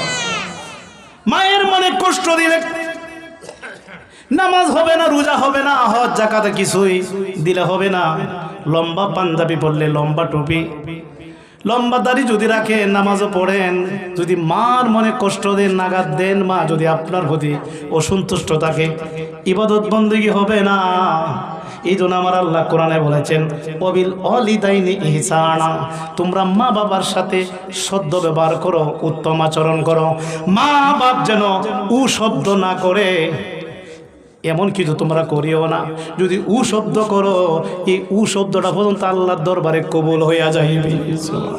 তাই বাবা, মা বাবার মনে কষ্ট দিবে না।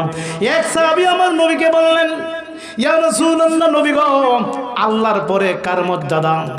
আমার নবী বললেন, তোমার মার। কয়ের পরে কার? তোমার মার। কয়ের পরে কার? তোমার মার। কয়ের পরে কার? তোমার বাবার। সুবহানাল্লাহ বলুন। তাহলে 3 বার মায়ের কথা বলেছে, একবার বাবার কথা বলল কেন? মুহাদ্দিসিন ইকরাম লেখেন, মার কথা 3 বার বলার কারণ হইল, কারণ মা বাবার চাইতে 3 গুণ বেশি কষ্ট করে। 1 নাম্বার, মা সন্তানদারে গর্ভে ধারণ করে, পেটের মধ্যে সন্তানরা মারে কত লাথি মারে, মা উহা করে।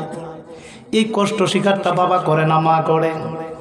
2 নাম্বার, যখন সন্তানরা দুনিয়াতে আগমন করে, প্রসব ব্যথা এমন একটা ব্যথা গো, এমন একটা কষ্ট, যে কষ্টটা বাবা অনুভব করে না, এটা মা এই সহ্য ধারণ করতে হয়, এই কষ্ট অনুভব করে। 2, 3 নাম্বার, সন্তানরা যখন দুনিয়াতে আগমন করে তখন সন্তানদারে 32 নালের দুধ খাওয়াই জোরে কোন তার গুণ কয়টা? 3। এই কষ্ট মা বেশি করে 3টা। আর বাবা কি করে? এই সন্তানদারে রিজিকের ব্যবস্থা করে জোরে কোন, অর্থাৎ কামাই রুজি কইরা তারে বাবা খাবারের চলাফেরার যে অর্থ উপার্জন করে। এই জন্য বাবার কথা একবার, মায়ের কথা 3 বার। ও বাবা, আমার নবী বলছেন মার দিকে বাবার দিকে যে কেউ যদি নেক নজরে একবার তাকায়, তার আমল নামার মধ্যে একটা মাকবুল হক, একটা উমরার সওয়াব লেখা হয়। সাহাবীরা কয়, ইয়া রাসূলুল্লাহ, নবী গো, আমার মায়ের মুখের দিকে যদি আমি বারবার তাকাই, আমার নবী কো বারবারই মাকবুল হজ হইবে। সুবহানাল্লাহ বলতে না বাবা? তাহলে আমরা মা বাবার সেবা করা দরকার আছে কি নাই? বাবাকে কাবা জানিও, বাবাকে কাবা জানিও, মদিনা জানিও মাকে, যদি গো বাঁচিয়া থাকে। বাবাকে কাবা জানিও, মদিনা জানিও মাকে, যদি গো বাঁচিয়া থাকে। সেবিও বাবাকে, সেবিও মাকে, সেবিও বাবাকে, সেবিও মাকে, কাবার চেয়ে তারা বড় সম্পদ। করিও নবীর উম্মত, করিও নবীর উম্মত। আমি করি নাই, করিতে পারি নাই, আমি করি নাই, করিতে পারি নাই পিতা মাতার খেদমত। করিও নবীর উম্মত, করিও নবীর উম্মত। চিৎকার দিয়ে বলুন মারহাবা। আমরা কি বাবা মা বাবার খেদমত করতে চাই কি চাই না? যার ঘরে মা বাবা আছে তার ঘরে মক্কা মদিনা আছে।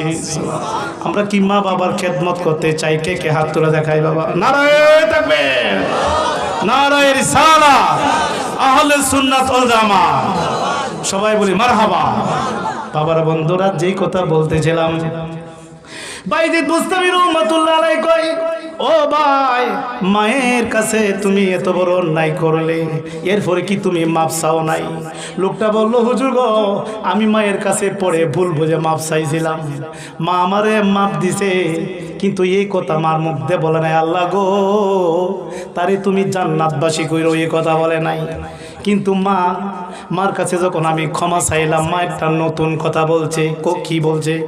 মার কাছে যখন পায়ে ধরে ক্ষমা চাইলাম, মায়ের কথা বলছিল, বাবা গো, তোমার জন্য দোয়া করতেছি, আল্লাহ আমার ছেলেরে কোথায় যাবে কোথায় না যাবে, কি হবে কি না হবে, তুমি আল্লাহর পক্ষ থেকে আগেই সংবাদ জানাইয়া দিও। জোরে কোন এটা আল্লাহ কবুল করেছে। এখন আমি নামাজ পড়লে কবুল হয় কিনা, রোজা রাখলে কবুল হয় কিনা, হজ করলে কবুল হয় কিনা, এটা আগেই আল্লাহ আমার জানাই দেওয়া হয়। সুবহানাল্লাহ বলতে না জোরে? এটা করলে আমার সংবাদ জানা দেওয়া হয়, তোমার হজ কবুল হয় নাই, তোমার নামাজ কবুল হয় নাই। এটা আমার মা দাও করে গেছে, এই সংবাদ আমি পাই, কিন্তু আমার মা আমার জান্নাতি বলে ঘোষণা দেয় নাই। এই মুহূর্তে উনি কাঁদতে শুরু করছেন। এই মুহূর্তে বাবা বাইজিদ বুস্তামি রহমাতুল্লাহ পায়ের মধ্যে পড়িয়া এই লোকটা কান্না শুরু করছে, বাবা গো, আমার জন্য একটু দোয়া করেন না গো বাবা। আপনি তো আল্লাহর ওলি, ওলিদের দোয়া আল্লাহ ফেরত দেয় না। আল্লাহ গো, আল্লাহরে বলতেছে, আল্লাহ তোমার বন্ধুরও ছিল, আমার মাফ করো। বাইজিদ বুস্তারি বলতেছে, বাইজিদ বুস্তামি, দয়া করে আমার জন্য একটু ব্যবস্থা করা যায় কিনা? এখন আল্লাহর ওলির দয়া হয়ে যায়। আওয়াজ দিয়ে বলুন বাবা, আল্লাহর ওলির দয়া আমরা সে কম না বেশি? এই মুহূর্তে বাইজিদ বুস্তামি রহমাতুল্লাহ দিয়ে কি তোমার জন্য কি করতে পারে? এই মুহূর্তে লোকটা বললেন, হুজুর, আপনার আগে যত বুজুর্গ আসছে সব বুজুর্গ আল্লাহর কাছে ক্ষমা চাইছে, কিন্তু আমারে মাপ দেয় নাই। জোরে কোন? আমি এত বড় অন্যায় করছি, মায়ের মনে আঘাত দিয়েছি, কষ্ট দিয়েছি, কোন ওলি তো আল্লাহর দরবার কবুল হয় নাই। তবে আপনি তো সুলতানুল আরিফিন, আপনি তো আরিফদের বাদশাহ, আমার মনে হয় আপনি তো আল্লাহ ফেরত দিবে না। জোরে কোন? সুবহানাল্লাহ। জিকির করি আল্লাহ আল্লাহ আল্লাহ, জোরে আল্লাহ।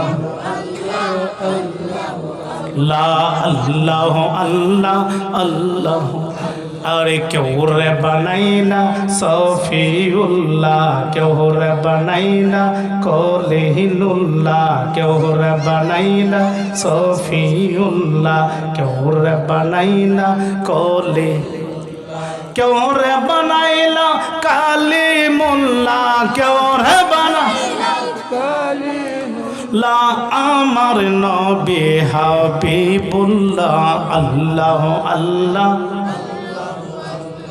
अल्लाह अल्लाह अल्लाह अल्लाह अल्लाह अरे बुकेर भीतर যন্ত্রণা নবী তুমি সারা কেউ জানে না আহ বুকের না নবী তুমি সারা কেউ জানে আহ কবে যাব তোমার কাছে কবে তোমার কাছে স্বপ্নে এসে বলো না আল্লাহ আল্লাহ আল্লাহ আল্লাহ আল্লাহ আল্লাহ আল্লাহ আল্লাহ আল্লাহ আল্লাহ লা আল্লাহ আল্লাহ আল্লাহ লা ইলাহা ইল্লাল্লাহ মুহাম্মাদুর রাসূলুল্লাহ। আল্লাহর ওলি বাইজিদ বুস্তামি রহমাতুল্লাহ আলাইহি কয় দেখি আমি তোমার জন্য কি করতে পারি। বাইজিদ বুস্তামি রহমাতুল্লাহ আলাইহি উনি বাবা সেজদাতে পড়ে বললেন মাবুদ ও মাবুদ এই নাফরমান বান্দা হলো তো তোমার বান্দা মাবুদ তারে কি ক্ষমা করা যায় না। আমার আল্লাহ বলেন ও বাইজিদ আপনি আমার বন্ধু 20 বছর 20টা বুজুর্গ পাঠাইলাম 20টা বুজুর্গ আমি আল্লাহর কাছে ক্ষমা চাইছে তার জন্য ক্ষমা চাইছে আমি ক্ষমা দেই নাই আমি তাকে মাপ দেই নাই কারণ আমি মাপ দিব না যতক্ষণ পর্যন্ত তার মা তারে মাপ না দিব ততক্ষণ পর্যন্ত আমি আল্লাহ তারে মাপ দিব না জোরে কোন এই জন্য মাপ দেয় নাই বন্ধু গো। আপনি যেহেতু রিকোয়েস্ট করতেছেন আপনি যেহেতু তার জন্য বারবার আবেদন করতেছেন আপনারে তো আমি ফিরাইয়া দিতে পারি না যেহেতু আপনি সুলতানুল আরিফিন। ও বন্ধু গো তবে আপনার সঙ্গে আমি একটা শর্ত দেব যদি এই শর্ত পালন করে শর্ত হবে আগে তারপরে আপনার দোয়া কবুল হবে। কোন শর্তটা কি? কোন শর্তটা হইল যেহেতু তার মা তাকে জাহান্নামী বলে আল্লাহর কাছে আমি আল্লাহর কাছে দোয়া চাইছি আমি কবুল করে নিছি সে জাহান্নামী হয়ে গেছে এখন আমি আপনার দোয়া তখন কবুল করব আগে সে জাহান্নামে যাবে জাহান্নামে যাওয়ার পরে আমি তার মাকে জীবিত করে যখন মা তারে মাফ করবে তখন আমি আল্লাহ তারে মাফ কইরা তারে আমি জান্নাতবাসী করে দিব জোরে এখন এখন আগে আমি তারে জাহান্নামে দিব মা যেহেতু দোয়া করছে এটা কবুল হয়ে গেছে এটা জাহান্নামে যাবে তখন আমি মারে জীবিত করে মা যখন তারে মাফ করবে আমি তাকে মাফ করে দিব যেহেতু আপনি রিকোয়েস্ট করতেছেন পরে আমি আবার তাকে জান্নাতে দিয়ে দেব চিৎকার দিয়ে কোন। আচ্ছা এখন আওয়াজ দিয়ে বলুন আল্লাহর ওলিদের দোয়া কি বিফলে যায়? আল্লাহর ওলিদের দোয়া কবুল হয় কি হয় না? তাহলে আমরা কি ওলিদের সাথে সম্পর্ক রাখতে চাই কি চাই না? কিন্তু দুঃখ লাগে বাবা যেখানে গেলে রহমত পাওয়া যায় যেখানে গেলে বরকত পাওয়া যায় যেখানে গেলে রুহানি তাওয়াজ্জু ফয়েজ পাওয়া যায় যেখানে গেলে দোয়া কবুল হয় যেখানে গেলে বাবা মুসিবত দূর হয়ে যায় সেটা হলো আউলিয়াদের দরবার জোরে কোন সুবহানাল্লাহ। যেখানে গেলে মুসিবত দূর হয় যেখানে গেলে দোয়া কবুল হয় যেখানে গেলে বলি আল্লাহ রুহানি তাওয়াজ্জু ফয়েজ পেয়ে একজন মানুষ পরিবর্তন হয়ে যায় দোয়া কবুলের জায়গাটাই ওলি আল্লাহর দরবার সুবহানাল্লাহ বলতে না বাবা। কিন্তু ওই জায়গার মধ্যে ফতোয়া দিতেছে ওলি আল্লাহর মাজারে যাওয়া বেদাত ওলি আল্লাহর মাজারে যাওয়া শিরিক জুড়ে করতে না নাউজুবিল্লাহ। এখানে আমরা যারা বসছি আমরা কি বাবা শামসুদ্দিন রহমতুল্লাহর সাথে সম্পর্ক রাখতে চাই কি চাই? কে কে ওলিদের সাথে সম্পর্ক হাত তুলে দেখায় নারায়ে তাকবীর নারায়ে রিসালাত। ওলি আল্লাহ যেখানে দরগা মাজার যেখানে সবাই বলি মারহাবা।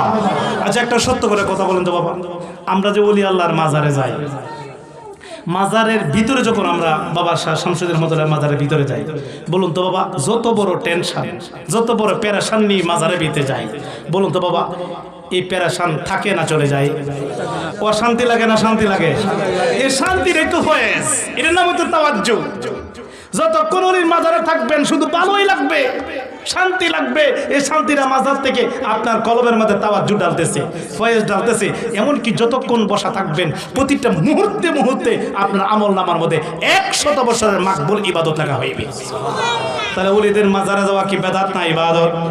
এখন আমি বলছি ওলিদের মাজারে গেলে দোয়া করলে এই দোয়া কবুল হয় এবং তার মুসিবত দূর হয়ে যায়। এটা আমি গত মাহফিলও বলছিলাম, আজকে এই মাহফিলও বলতে চাই। আনছো নাকি প্রথম কোনটা আনছো? আনা হয় নাই।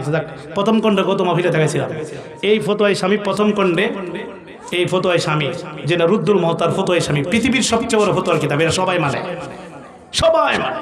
কারণ এইটা হইল বড় বড় মুফতি যারা, ইসলামী স্কলার যারা, তারাই কিতাব থেকে দূরে দিকে। এত বড় কিতাব। এই কিতাবের প্রথম খণ্ডের মধ্যে মুকদ্দমার মধ্যে আল্লামা ইবনে আবিদিন রহমাতুল্লাহ এই কোলটা তুলে ধরেছেন। এই কোলটা হলো ইমাম শাফি। শাফিকে একটা মাযহাবের ইমাম। আমরা কি বাবা মাযহাব মানে কি মানি না? আহলে কবিস একটা দল বাড়িছে, এরা মাযহাব মানে না। মাযহাব কি? হানাফি, শাফি, মালিকি, হাম্বলি। আমরা কি চারজন মানে কি মানি না? কিন্তু আহলে হাদিসরা মানে না। এই জন্য এরা লামাযহাবি, আহলে হাদিস। আর আমরা হলো মাযহাবের পক্ষে। আমাদের মাযহাবের নাম কি? হানাফি। যদি বলেন কি হানাফি কি আল্লাহর ওলি কি ওলি না বাবা? ওলি। যে হানাফি মাযহাবের ইমাম কি বলছে জানেন? যে আমি আমার দয়াল নবীকে 65 বার দেখেছি, আল্লাহকে আমি 99 বার দেখছি। সুবহানাল্লাহ। হতে না জোরে? এত বড় আল্লাহর ওলি ইমামে আজম আবু হানিফা রাহমাতুল্লাহ। ইনার মাজারের পাশে ইমাম শাফি রহমাতুল্লাহ যায়। উনি স্বামীর মধ্যে ফতোয়াটা আছে। উনি বলেন লা তাবারাকা বি আবি হানিফা আজিদু ইলাল কাবা। আমি শাফি, আমি ইমাম শাফি, আমি শাফিকে কোটি কোটি মানুষ ফলো করে। ইমাম শাফি আল্লাহর ওলি, এক গলি আরেক গলির মাজারে যায়। উনি বলতেছেন আমি শাফি। হানাফির আবু হানিফার মাজারে যায়, গিয়ে আমি এখান থেকে বরকত হাসিল করি। চিৎকার দিয়ে সুবহানাল্লাহ। লা তাবারাকা বি আবি হানিফা, আমি আবি হানিফা থেকে বরকত হাসিল করি। শুধু বরকতই, তাহলে বরকত হাসিল করি, এতে কি বোঝা গেল? ওলি আল্লাহর মাজারে কি গজব না বরকত? তাহলে ওলি আল্লাহর মাজারে গেলে কি পাওয়া যায়? বরকত। উনি বলতেছেন আমি বরকত হাসিল করি, শুধু বরকতই হাসিল না। ইজা আরাদাত লি হাজ্জাত, যখন আমার মধ্যে কোনো মুসিবত আসে, যখন আমার মধ্যে কোনো বিপদ আসে। কে বলতেছেন? ইমাম শাফি। উনি আল্লাহর ওলি। ইনি বলতেছেন যখন আমার মধ্যে কোনো মুসিবত আসে, আমার মধ্যে কোনো বিপদ আসে, তখন আমি কি করি? সল্লাই 2 রাকাত আইনি। তখন আবু হানিফার মাজার আমি 2 রাকাত নফল নামাজ পড়ি। সুবহানাল্লাহ। পড়তে না জোরে? 2 রাকাত নফল নামাজ পড়ে কি হয় জানেন? ফা তাকদি ওয়া সাআলতুল্লাহি তাআলা। ইমাম শাফি কয় তখন 2 রাকাত নফল নামাজ পড়ে আমি আল্লাহ পাকের কাছে প্রার্থনা করি, আল্লাহ পাকের কাছে আমি দোয়া করি। দোয়া করার সাথে সাথে ফা তাকদি ওয়া সারিয়ান, সাথে সাথে আমার দোয়া কবুল হয়, আমার মুসিবত দূর হয়ে যায়। তাহলে কি ওলি আল্লাহর দরবারে কি গেলে মুসিবত দূর হয় কি হয় না? এটা তাদের প্রমাণ। তাহলে আমরা যদি কোনো মুসিবতে পড়ি, পেরেশানি পড়ি, ওলির মাজারে যাই, দেখবেন মুসিবত দূর হয়ে যাবে। কারণ ওলির মাজার হলো দোয়া কবুলের স্থান। তাহলে কি আমরা ওলিদের মাজারে যেতে চাই কি চাই না?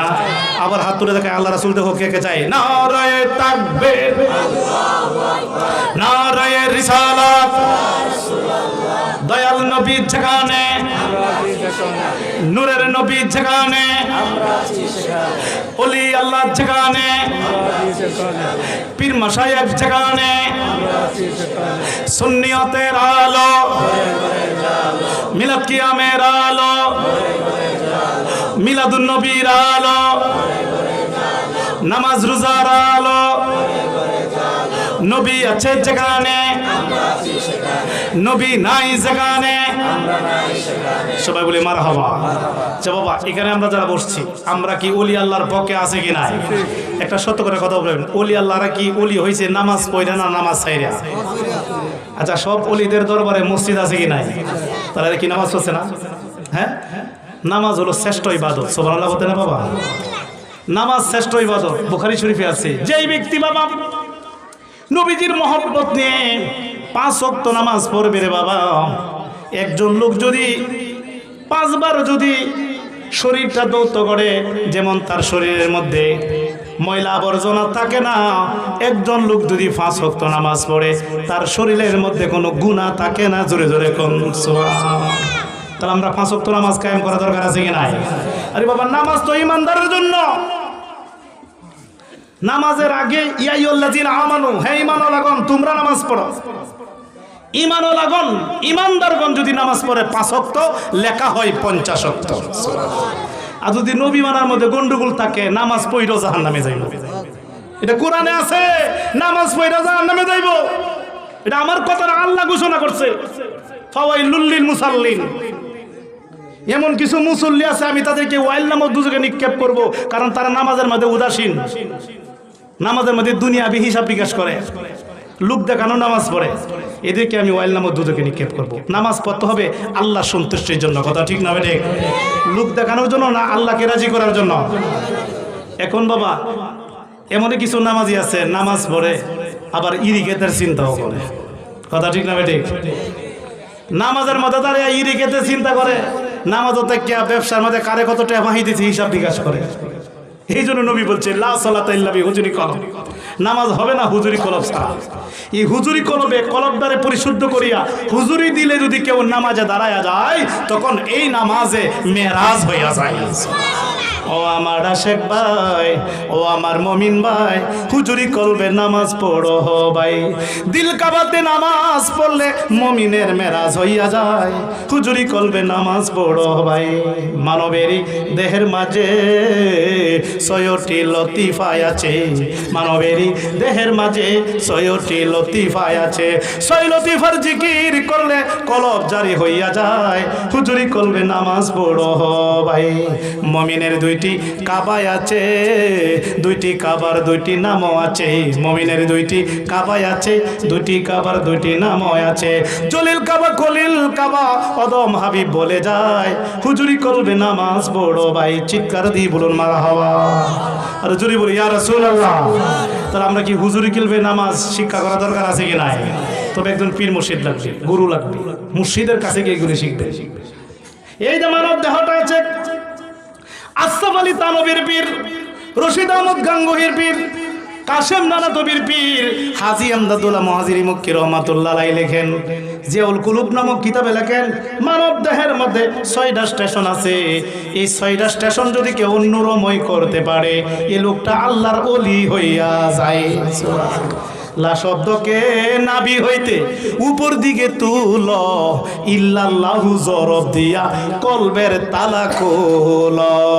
লা ইলাহা ইল্লাল্লাহ, লা ইলাহা জোড়ে লা ইলাহা,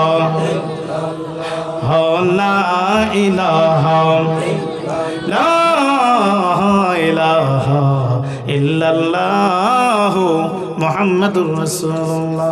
বাবাজিরা ও আমার বন্ধুরা, পদ্মানিশী মা বোনেরা, গভীর খেয়াল করে শুনেন। ঈদে আমাদের শরীরে যে ময়লা আবর্জনা আছে, ঈদে আমাদের শরীরে যে পোশাক পরিচ্ছদ আছে, যদি ময়লা হয় সাবান লাগাইয়া খেঁচা দিতে হয়, তাহলে ময়লা পরিষ্কার হয়।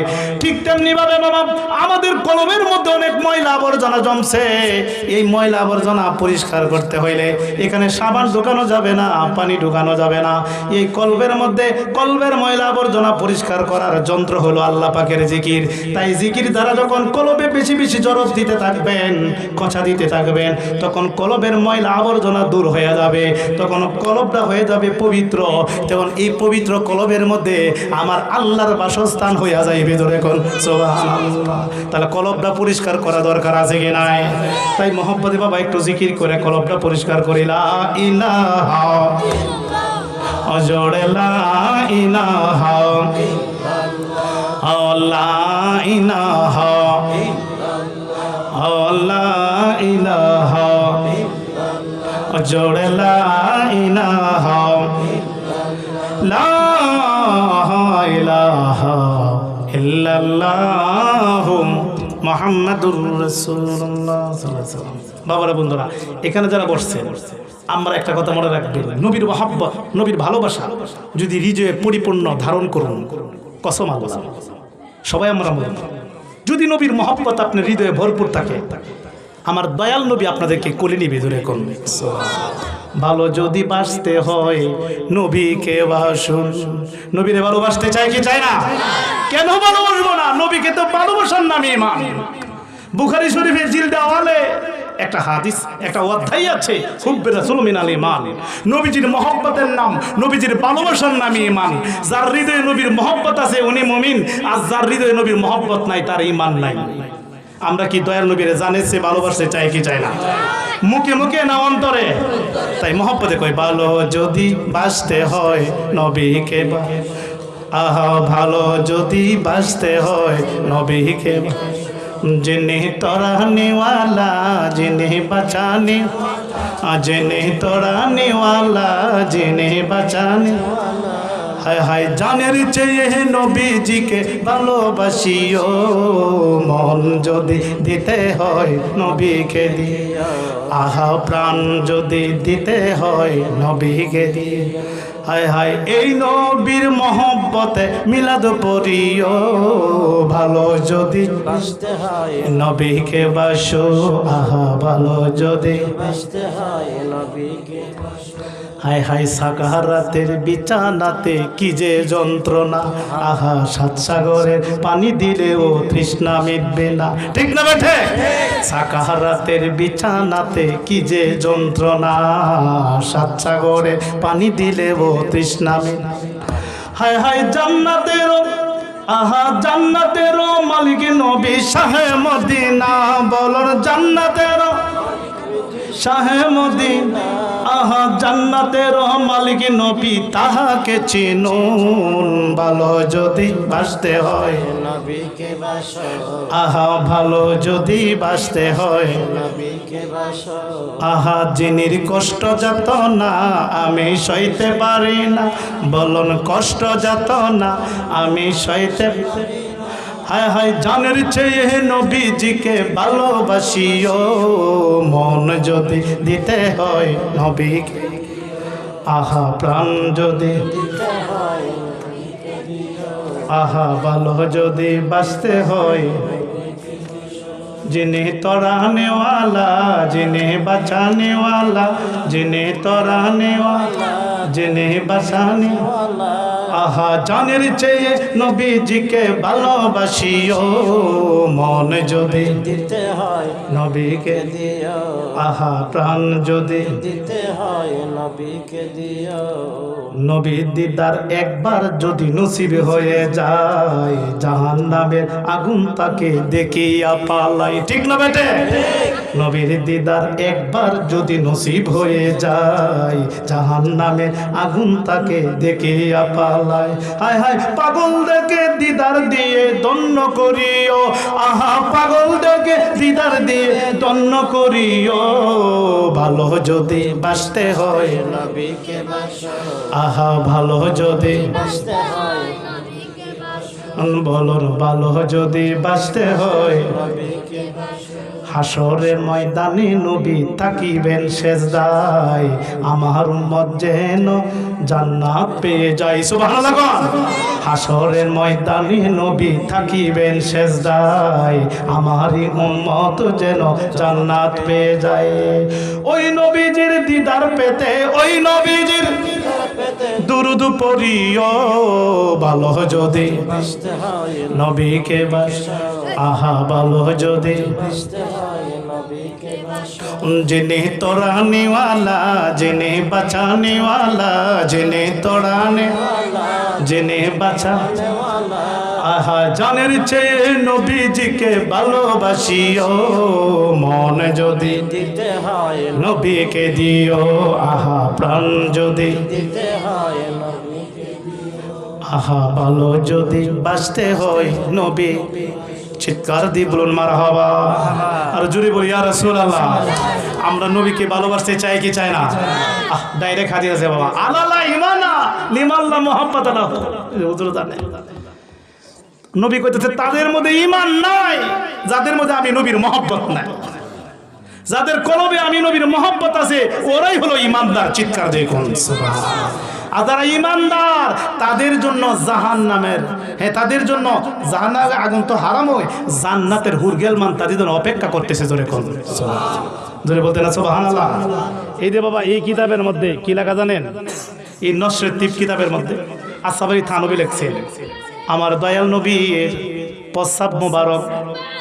উম্মে আইমান নবীদের একজন মহিলা দাসী ছিল, নবীজির খেদমতে সব সময় থাকতো। একদিন উম্মে আইমানকে আমার নবী ডাক দিয়ে বলেন, উম্মে আইমান রে, জি আমার প্রস্রাবটা তুমি ফেলে দিয়ে আসো। একটা পেয়ালার মধ্যে ঢাকনা দিয়ে ডাকা। এই মুহূর্তে উম্মে আইমান কয়, মাবুদ ও মাবুদ, বহুদিন যাবত আমি আমার দয়াল নবীর খেদমতে আছি, কিন্তু নবীজির প্রস্রাব মুবারক কোনোদিন দেখলাম না। নবীজির প্রস্রাব মুবারক কালো না সাদা না খয়েরি না হলুদ কোনোদিন দেখলাম না। আজকে দয়াল নবী, তিনি নূরের নবী, উনার প্রস্রাব মুবারক দেখার আমার সৌভাগ্য হয়েছে। চিৎকার দিয়ে কোন সুবহানাল্লাহ। এটা আমরা লেখা কিতাব না, এটা কমি অঙ্গনের মাতার তাজ আশরাফ আলী থানবীর কিতাব, তাদের কিতাব। এই কিতাবের মধ্যে লিখছে। তখন এই মহিলা দাসী উম্মে আইমান কি করলো, ডাকনাটা যখন বাবা আলাদা করলো, তখন নবীজির প্রস্রাব মুবারকের দিকে যখন নজর কইরা চায়া দেখতেছে এই প্রস্রাব মুবারকের মধ্যে বাবা মেশক আম্বরের মতো ঘ্রাণ বের হচ্ছে এবং প্রস্রাব মুবারকটা নূরে জলমল করিতেছে। জোরে কোন উনি বলল, আশ্চর্য, পৃথিবীতে কত কিছু দেখলাম, আমার নবীর প্রস্রাব মুবারকের মতো তেমন কিছু দেখলাম না, নূরে জলমল করতেছে।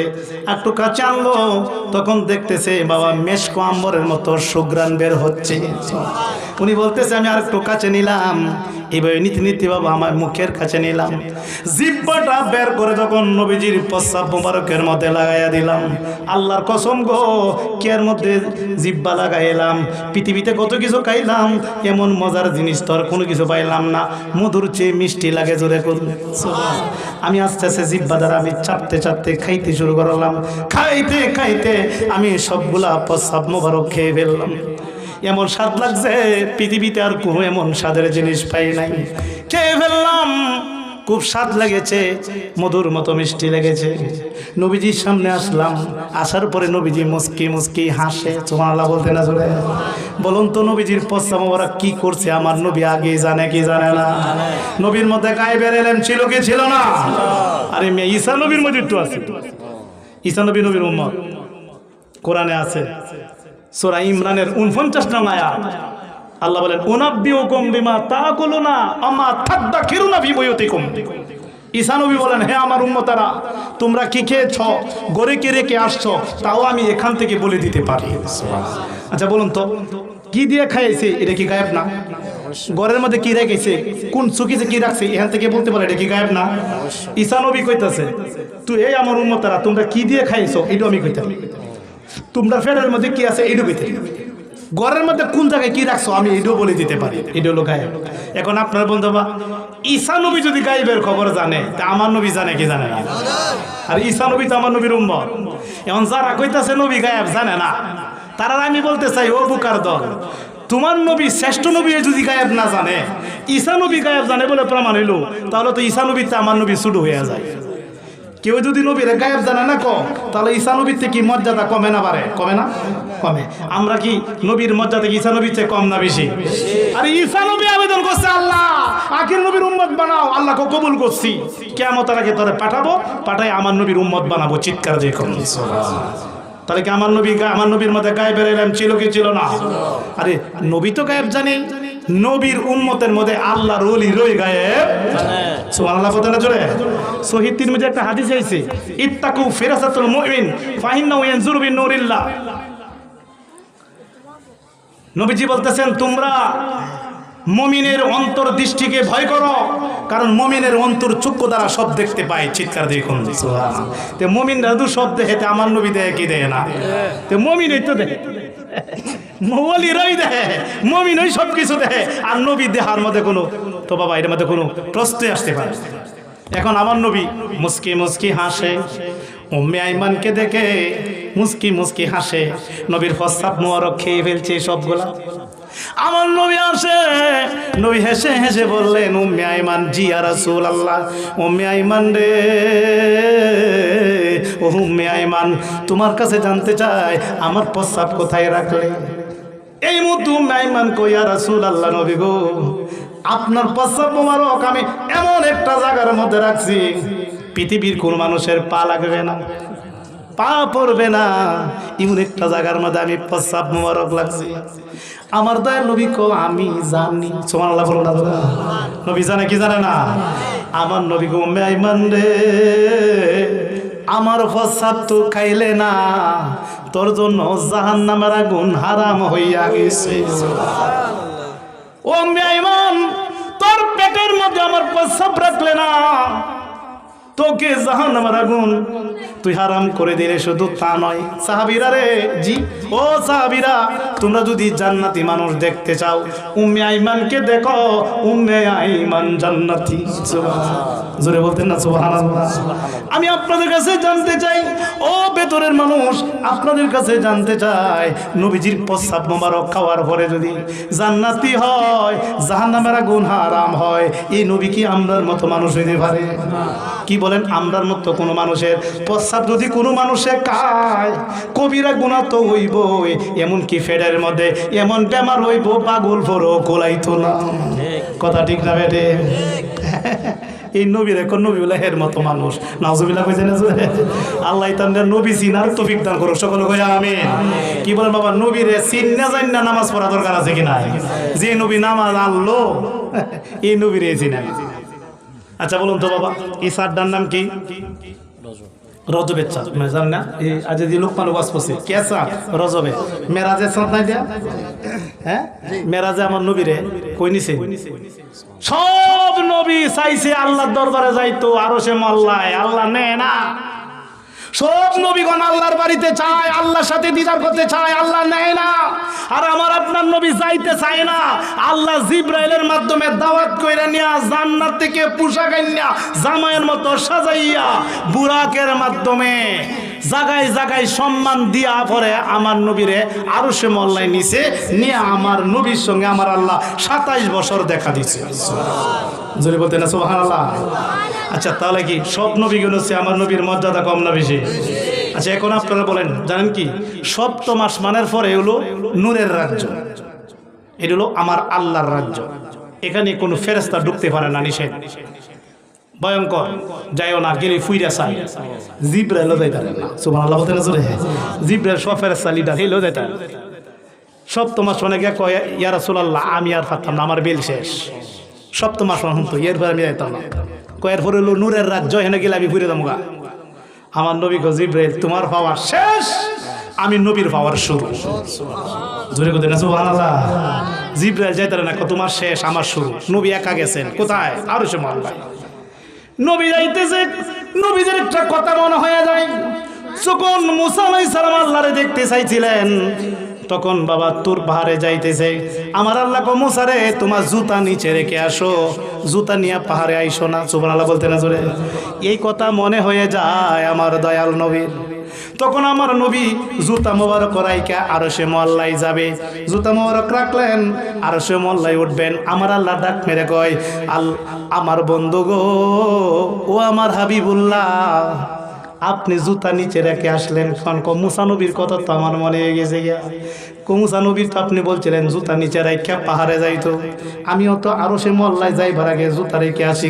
না না না, আপনার জুতা নিয়ে আসুন, কোটি কোটি বছর যাবত আরশে মহল্লায় আমার কাছে আবেদন করে রাখছে, মাবুদ তোমার বন্ধুরে যদি আরশে মহল্লায় আনেন, তাহলে আপনার বন্ধু নবীর যে জুতা মুবারকের নিচে মদিনার ধুলাবালিগুলা লাগিয়ে আছে, বলবেন জুতা মুবারক নিয়ে আসতো, আইসা আমার আরশের মধ্যে পারতো, আরশের মধ্যে হাঁটাহাঁটি করতো, তাহলে এই জুতা মুবারকের নিচে যে দুলা মুবারক আছে, এই দুলা মুবারক পাইয়া আমি আরশ ধন্য হইয়া যাইব। চিন্তা করছেন যে নবীর জুতা মুবারকের নিচে যে দুলা মুবারক থাকে, এই দুলা মুবারক খানো আল্লাহর আরশ চেয়ে দামি। চিৎকার দিয়ে কোন সুবহানাল্লাহ। আর এই নবীর কোন নবী নাকি আমরার মতন মানুষ? নাউজুবিল্লাহ বলতে না জোরে? পরে নবী জুতা মুবারক নিয়ে গেলেন, গিয়া পারছে, আচ্ছা বলুন তো বাবা, আল্লাহ যে আরশে থাকে এটা কি অপবিত্র না পবিত্র? আওয়াজ দিতে হবে, অপবিত্র না পবিত্র? কেমন পবিত্র জানেন নি? তাফসীরে রুহুল বয়ানে আল্লামা ইসমাইল আদকি রাহমাতুল্লাহ আলাইহি বর্ণনা করেন আরশে মোল্লা এত পবিত্র, যেখানে কোনো ফেরেশতা যাইতে পারে না, যেখানে জিব্রাইল যেতে পারে না, ইসরাফিল যেতে পারে না, মিকাইল যেতে পারে না, আজরাইল যেতে পারে না, কোনো ফেরেশতা এই আরশে মোল্লায় যাইতে পারে না, সেখানে আমার আল্লাহ থাকেন। এত পবিত্র আরশ, এক সেকেন্ডে বাবা ৮০,০০০ কালার ধরে আরশ, যেমন লাল নীল বাতি জ্বালায়, আরশের চতুর্দিকে নূরের বাতি কোটি কোটি বাতি ভাবে জ্বলে নিবে, এক সেকেন্ডে ৮০,০০০ কালার ধরে। সুবহানাল্লাহ বলতে জোরে। এত সুন্দর আরশ গো, এত পবিত্র আরশ।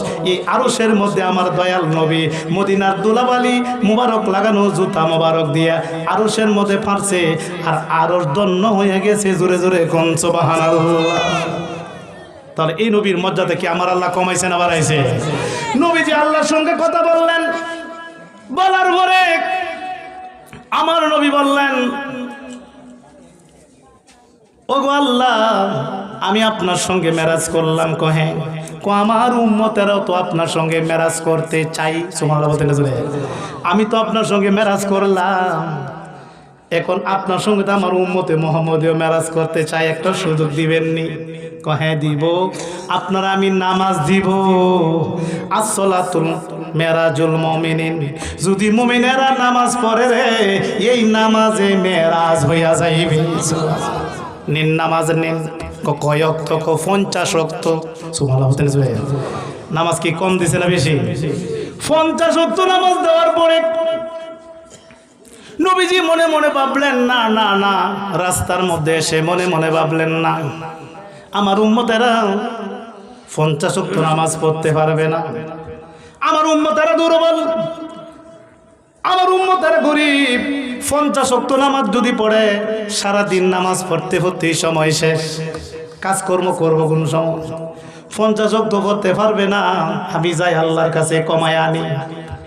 একবার গেলেন 5 ওয়াক্ত কমাইলেন, আরেকবার গেলেন কমাইলেন 5 ওয়াক্ত, আবার গেলেন কমাইলেন 5 ওয়াক্ত, এভাবে 9 বার যাওয়ার পরে 5 × 45 ওয়াক্ত কমাইয়া নামাজ দিলেন আল্লাহ 50, নবী 45 ওয়াক্ত কমাইয়া নামাজ বানায়া দিলেন 5। জোরে কোন কত?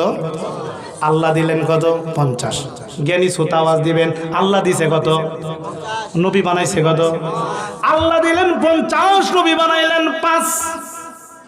আমার আল্লাহ কয়, ও বন্ধু নবী গো, আপনার হৃদয়ের মধ্যে নবীর এত ভালোবাসা, ও বন্ধু গো, আপনার হৃদয়ের মধ্যে উম্মতের এত ভালোবাসা, উম্মতের এত মায়া, উম্মতের এত দয়া, উম্মতের প্রতি আপনি এত পেরেশান।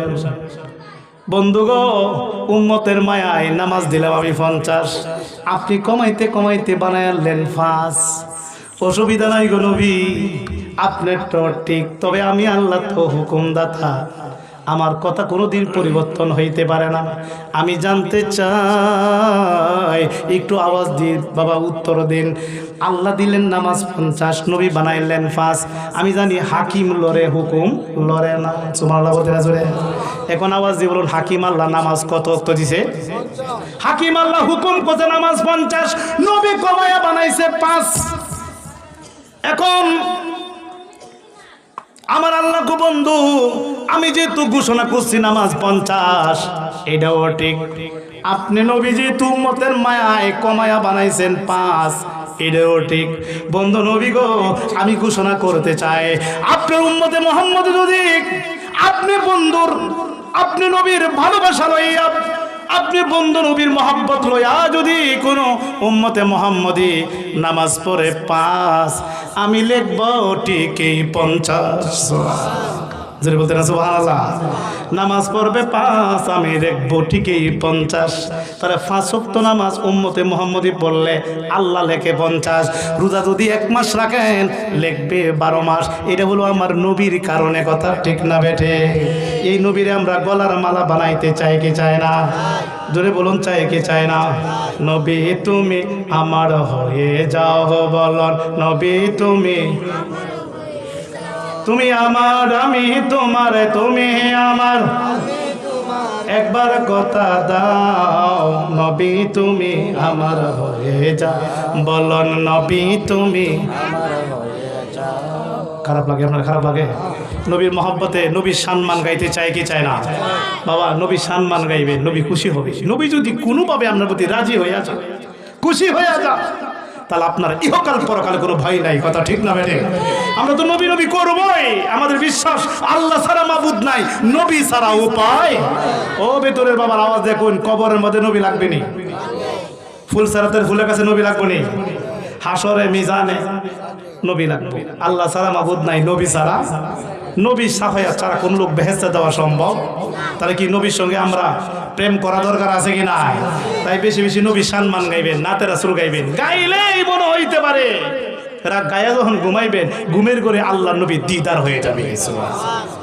শেখ সাদির রহমতুল্লাহ নাম শুনছেন বাবা শেখ সাদির রহমতুল্লাহ আলাই আমার নবীর সামনে গান লেখে একটা গান লেখছে যে গানটা পৃথিবীর সব আলেমরা গায় দুরুদের মতো মনে করে গান গায় গানটা কি জানেননি উনি ফার্সি ভাষায় গান লিখছে বাবা বালাগাল ওলাবি কামালিহি কাশাফাত দুচ্চা বিজামালিহি হাসানাত জামিউ কাসালিহি উনি 3টা লাইন লিখলেন নবীজির শান কিন্তু 4 নম্বর লাইনটা ওনার মাথায় আসতেছে না উনি টেনশনে বিভোর হয়ে যায় উনি ঘেমে গেলেন হাই রে হাই গানটা তো পূর্ণ হলো না মাত্র 3টা লাইন লিখলাম আরেকটা লাইন হইলেই গানটা পূর্ণ হইতো উনি কখনো যত চিন্তা করতেছেন বেনের মধ্যে 4 নম্বর লাইনটা আসতেছে না কথাটা আসতেছে না এই মুহূর্তে টেনশন করতে বিছানার মধ্যে ঘুমায়া যায় যখন ঘুমায়া যায় ঘুমে করে আল্লাহর নবী হাজির হয়ে যায় আল্লাহর নবী বললেন ও শেখ সাদিক তুই গান লেখে আমি নবীর গান গাছ আমি নবীর রওজাতে আর থাকতে পারলাম না তুই 3 লাইন লেখছস আমি নবীর শানে 4 নম্বর লাইনটা খুঁজে পাইতেছ না তুমি লেখছো বালাগাল উলা বিকামালিহি কাশাফাত দুজা বিজামালিহি হাসানাতে জামিউ কাসালিহি ও শেখ সাদি রে 4 নম্বর লাইন না লেখো সাল্লু আলাইহি ওয়া আলিহি জোরে জোরে কোন সুবহানাল্লাহ এখন শেখ সাদি রহমাতুল্লাহ আলাইহি যদি নবীর গান গায়ে নবী দিদার পাইতে পারে আমরাও আশিক রাসূল নবীর গান গায়ে দিদার পাইতে পারে কি পারে না তাই মহব্বতে করি নবী আমার হয়ে যা বলার নবী তুমি আমার হয়ে যাও তুমি আমার আমি তোমার তুমি আমার আমি তোমার একবার কথা দাও নবী তুমি আমার হয়ে যাও বলার নবী তুমি আমার হয়ে যাও।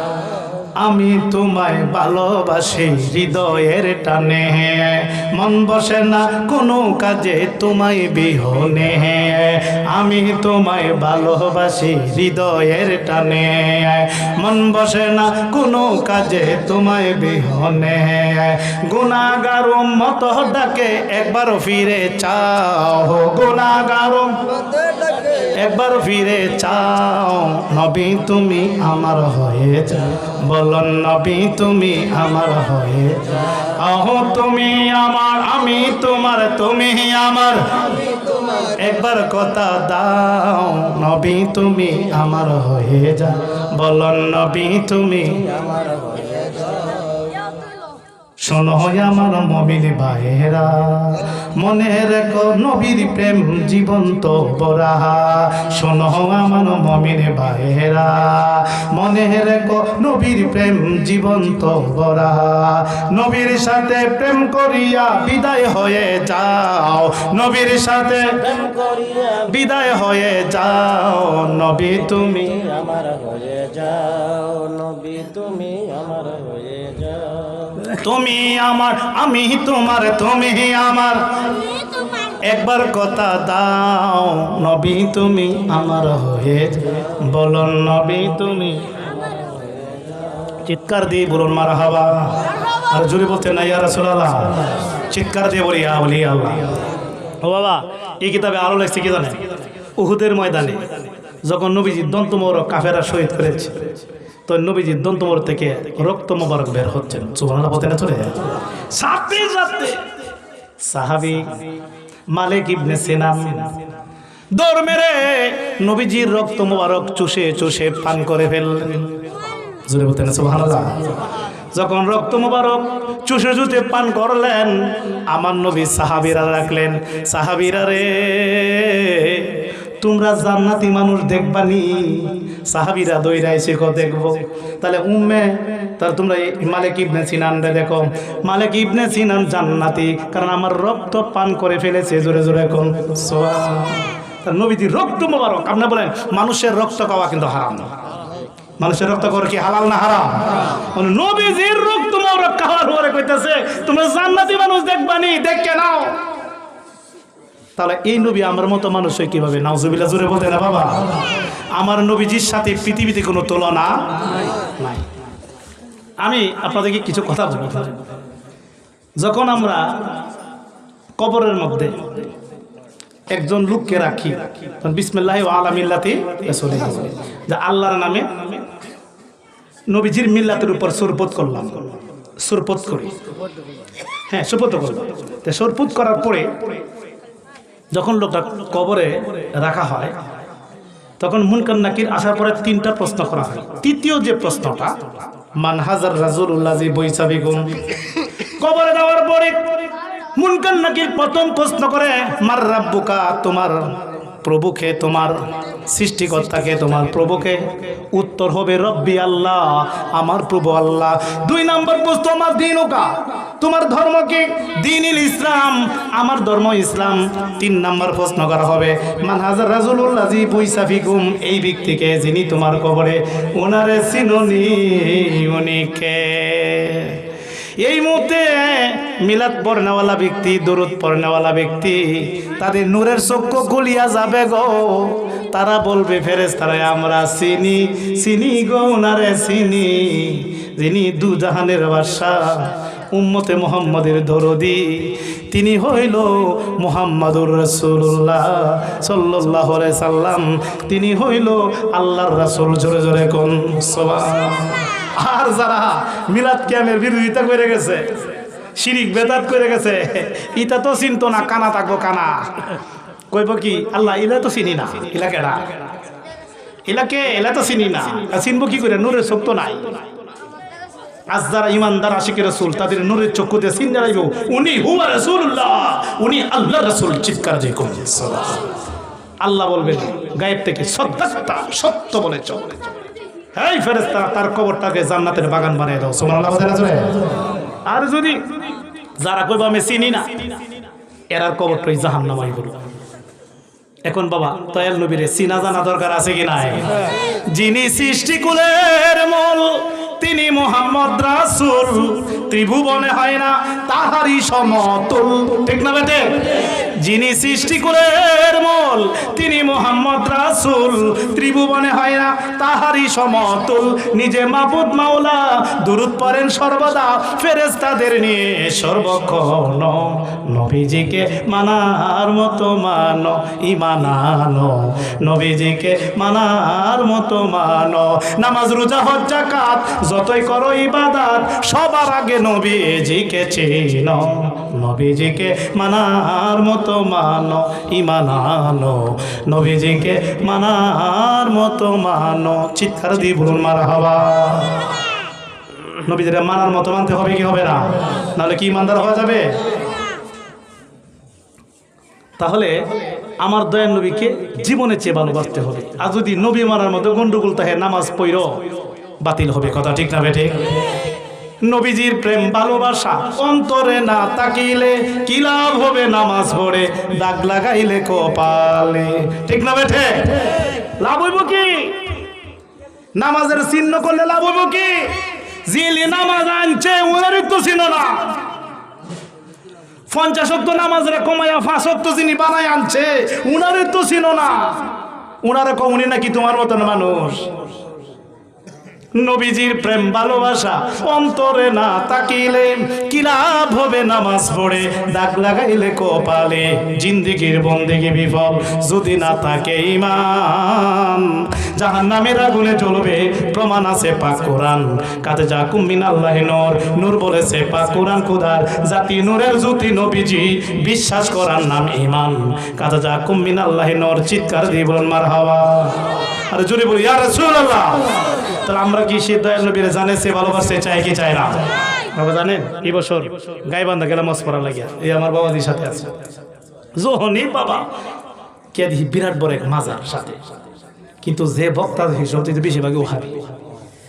এখন আমি যখন দরগা মাজারের পক্ষে কথা কইলাম, এমনি দিহি আর শুনল একটা শুনল চুলকানি লাগিয়েছিল, মানে এমন টিকে বলা কাবন মালে যেমন সিট মারে না এমন হয়েছে আসলে বলা কম আছে। আমার কথা আছে ওয়াজ বন্ধ রে, এমনি আমার সাথে চেয়ারম্যান বসে তোমার সমস্যা কি? পরে আমি কইলাম চেয়ারম্যান সাহেব হ্যাঁ শৈল চুলকানি হচ্ছে, আমি মাজারের কথা বলার কারণে। পরে কইলাম এই দেশের মধ্যে নবী রাসূল আসে নাই, এই দেশে সাহাবায়ে কেরাম আসে নাই, এই দেশে ইসলাম কায়েম করেছে বাবা শাহজালাল শাহপরান 360 জন আউলিয়া। কথা ঠিক না বেরে? যার দ্বারা সিন্নি গেলে মোল্লা ছিললে না। এই দেশের মধ্যে যারা কোরআন শরীফ আনছে, এই দেশের মধ্যে যারা মসজিদ আনছে, এই দেশের মধ্যে টুপিদারি আনছে, এরা হলো আউলিয়ারা। মানে মসজিদের মধ্যে তারা এই আউলিয়ার মাজারে দেওয়া শিরিক ফতোয়া দেও। হ্যাঁ, আর আল্লাহ কইতাছে ওলি আল্লাহর মাজার হলো রহমতের ফ্যাক্টরি। সুবহানাল্লাহ বলতে না জোরে? ইন্না রাহমাতাল্লাহি করিবু মিনাল মুহসিনিন। আল্লাহ কো মুহসিন বান্দা যারা, ওলি আল্লাহ যারা, তাদের কাছে আল্লাহর রহমত জমা থাকে। যদি রহমত পেতে চাও ওলি আল্লাহর দরবারে চলে যাও। চিৎকার দিয়ে কোন আমরা কি ওলি আল্লাহর দরবার থেকে রহমত আনতে চাই কি চাই না? যেখানে গেলে রহমত পাওয়া যায় এখানে বেদাত ফতোয়া, যেখানে গেলে দোয়া কবুল হয় এখানে বেদাত ফতোয়া, যেখানে গেলে মুসিবত দূর হয় এখানে বেদাত ফতোয়া। কত মানুষের বড় বড় রূপ ভালো হইছে ওলির মাজারে গিয়া। কথা ঠিক না বেটে? কত নিসন্তান সন্তান পাইছে। তোমরা মইরা দেখো, তোমরা কবরও একটা মোমবাতি কেউ দিত না। কথা ঠিক না বেটে? আর ওলি আল্লাহর বদনাম কর, এটাই তো বাবা নিমক হারাম মানুষ। এরা ওলি আল্লাহর উসিলা ইসলাম পাইছে, কিন্তু ওলি আল্লাহর মানে না। এখানে যারা বসা আছি উচ্চ কণ্ঠে বলিষ্ঠ কণ্ঠে জানতে চাই আমরা কি ওলি আল্লাহর পক্ষে আছি কিনা? যদি ওলি আল্লাহর বিরুদ্ধে কোনো কিছু আসে, ওলি আল্লাহর মাজার ভাঙতে আসে, আমরা কি বসে থাকবো না প্রতিরোধ করবো? কে কে বুঝ করবো হাত তুলে দেখায় নারায়ে তাকবীর, নারায়ে রিসালাত, ওলি আল্লাহ যেখানে সবাই বলি মারহাবা। এই যে 1200 বছর আগের কিতাব মেশকাতুল মাসাবি কি লিখছে জানেন? মান আদালি ওয়ালিয়ান ফাকাদ আযানতু বিল হারব। আল্লাহ বলেন যারা আমার ওলি আল্লাহর দুশমনি করে আমি আল্লাহ তার বিরুদ্ধে যুদ্ধ ঘোষণা করি। উপায় নাই। যারা ওলি আল্লাহর মাজারে হাত দিছে তারা কিন্তু কঠিন বিচার হবে, অতীত বিচার হয়েছে। উপায় নাই। এই দেশ ওলি আল্লাহর দেশ, আমরা ওলি আল্লাহর পক্ষে আছি, সব সময় থাকবো। এটা হলো বেলায়েতের যুগ। আল বেলায়েতু জিল্লুন নবুয়াত, বেলায়েতুল নবুয়াতের ছায়া। নবীর আজকে তারা চিনে না। 11 লম্বা পাগড়ি মাথায় দিয়া, নবীর পাগড়ি মাথায় দিয়া, নবীর দাড়ি রাইখা, বাবা নবীর সুন্নত রাখিয়া, নবীর জুব্বা পরিয়া তারা বলতেছে নবী নাকি তাদের মতো মানুষ। জোরে কোন নাউজুবিল্লাহ। আর কবি নজরুলের থুতার মধ্যে দাড়ি ছিল না, মাথার মধ্যে টুপি ছিল না। কবি নজরুল দিয়ে আমার নবীরে চিনছে। কবি নজরুল কোন নবী মোর পরশমণি, নবী মোর সোনার গনি, নবী নাম জপে যেজন সেই তো দুজাহানের ধনী। নবী মোর পরশমণি, সুবহানাল্লাহ বলে না? নবী নাম জপে যেজন সেই তো দুজাহানের ধনী। নবীর নাম যে জপে এই জগত ধনী, এই জগত ধনী। সুবহানাল্লাহ বলে না জোরে?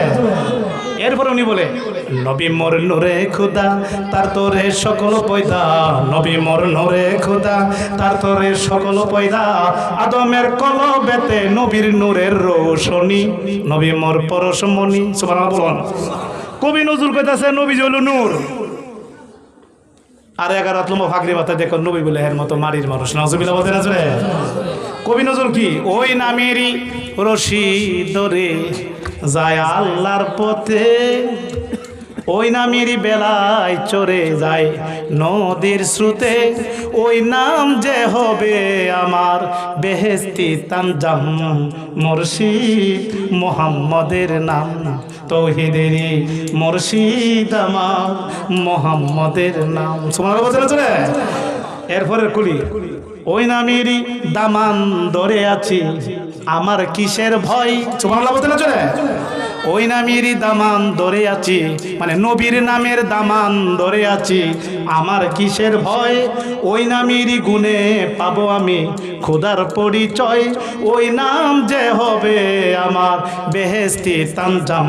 মুর্শিদ মুহাম্মদের নাম তৌহিদেরই মুর্শিদ আমার মুহাম্মদের নাম। চিৎকার দিয়ে বলুন মারহাবা। আরেক জায়গায় কবি নজরুল গানের মধ্যে বলছেন, আল্লাহকে যে পাইতে চাই হযরতকে ভালোবেসে, আরশ কুরসি লৌহ কলম না পাইতে পেয়েছে সে। সুবহানাল্লাহ বলুন, একটু বুঝাই দেই। কবি নজরুল কইতাছে আল্লাহরে যদি পাইতে চাও নবীজিরে ভালোবাসো, নবীজিরে ভালোবাসলে আরশ কুরসি চাইতে হবে না, এমনি তোমার হয়ে যাবে। চিৎকার দিয়ে সুবহানাল্লাহ। তাহলে কি আমরা কি সেই দয়াল নবীরে ভালোবাসতে চাই কি চাই না? দেখছেন কবি নজরুলের মধ্যে নবীর কত মহব্বত। এই জন্য কবি নজরুলের কথা আল্লাহ কবুল করছে। কবি নজরুল গানের মধ্যে বলছে, মসজিদেরই পাশে আমায় কবর দিও ভাই। সুবহানাল্লাহ বলতে নাই, মসজিদের থাকিয়া যেন আজান শুনতে পাই। সুবহানাল্লাহ বলতে না চলে। কবি নজরুলের কিন্তু কবরটা কিন্তু এই মসজিদের পাশে। দেখছেন নি, এই নবীর আশেক প্রেমিক যদি কোনো আবেদন করে, আবেদন আল্লাহ কবুল করে কি করে না? আমরা কি বাবা সেই নবীর প্রেমিক হতে চাই কি চাই না? তাই দয়াল নবীরে জানের চেয়ে ভালোবেসে ইবাদত বন্দি করুন, এক করলে তালা কাজে লাগবে। চলুন বাবা, যে নবী কবরে হাসরে মিজানে থাকবে, যে নবীর দয়া ছাড়া কোনো উপায় নাই বাবা, সেই নবীরে আমরা একটু দাঁড়ায়া সালাম দাঁড়ায়া নবী।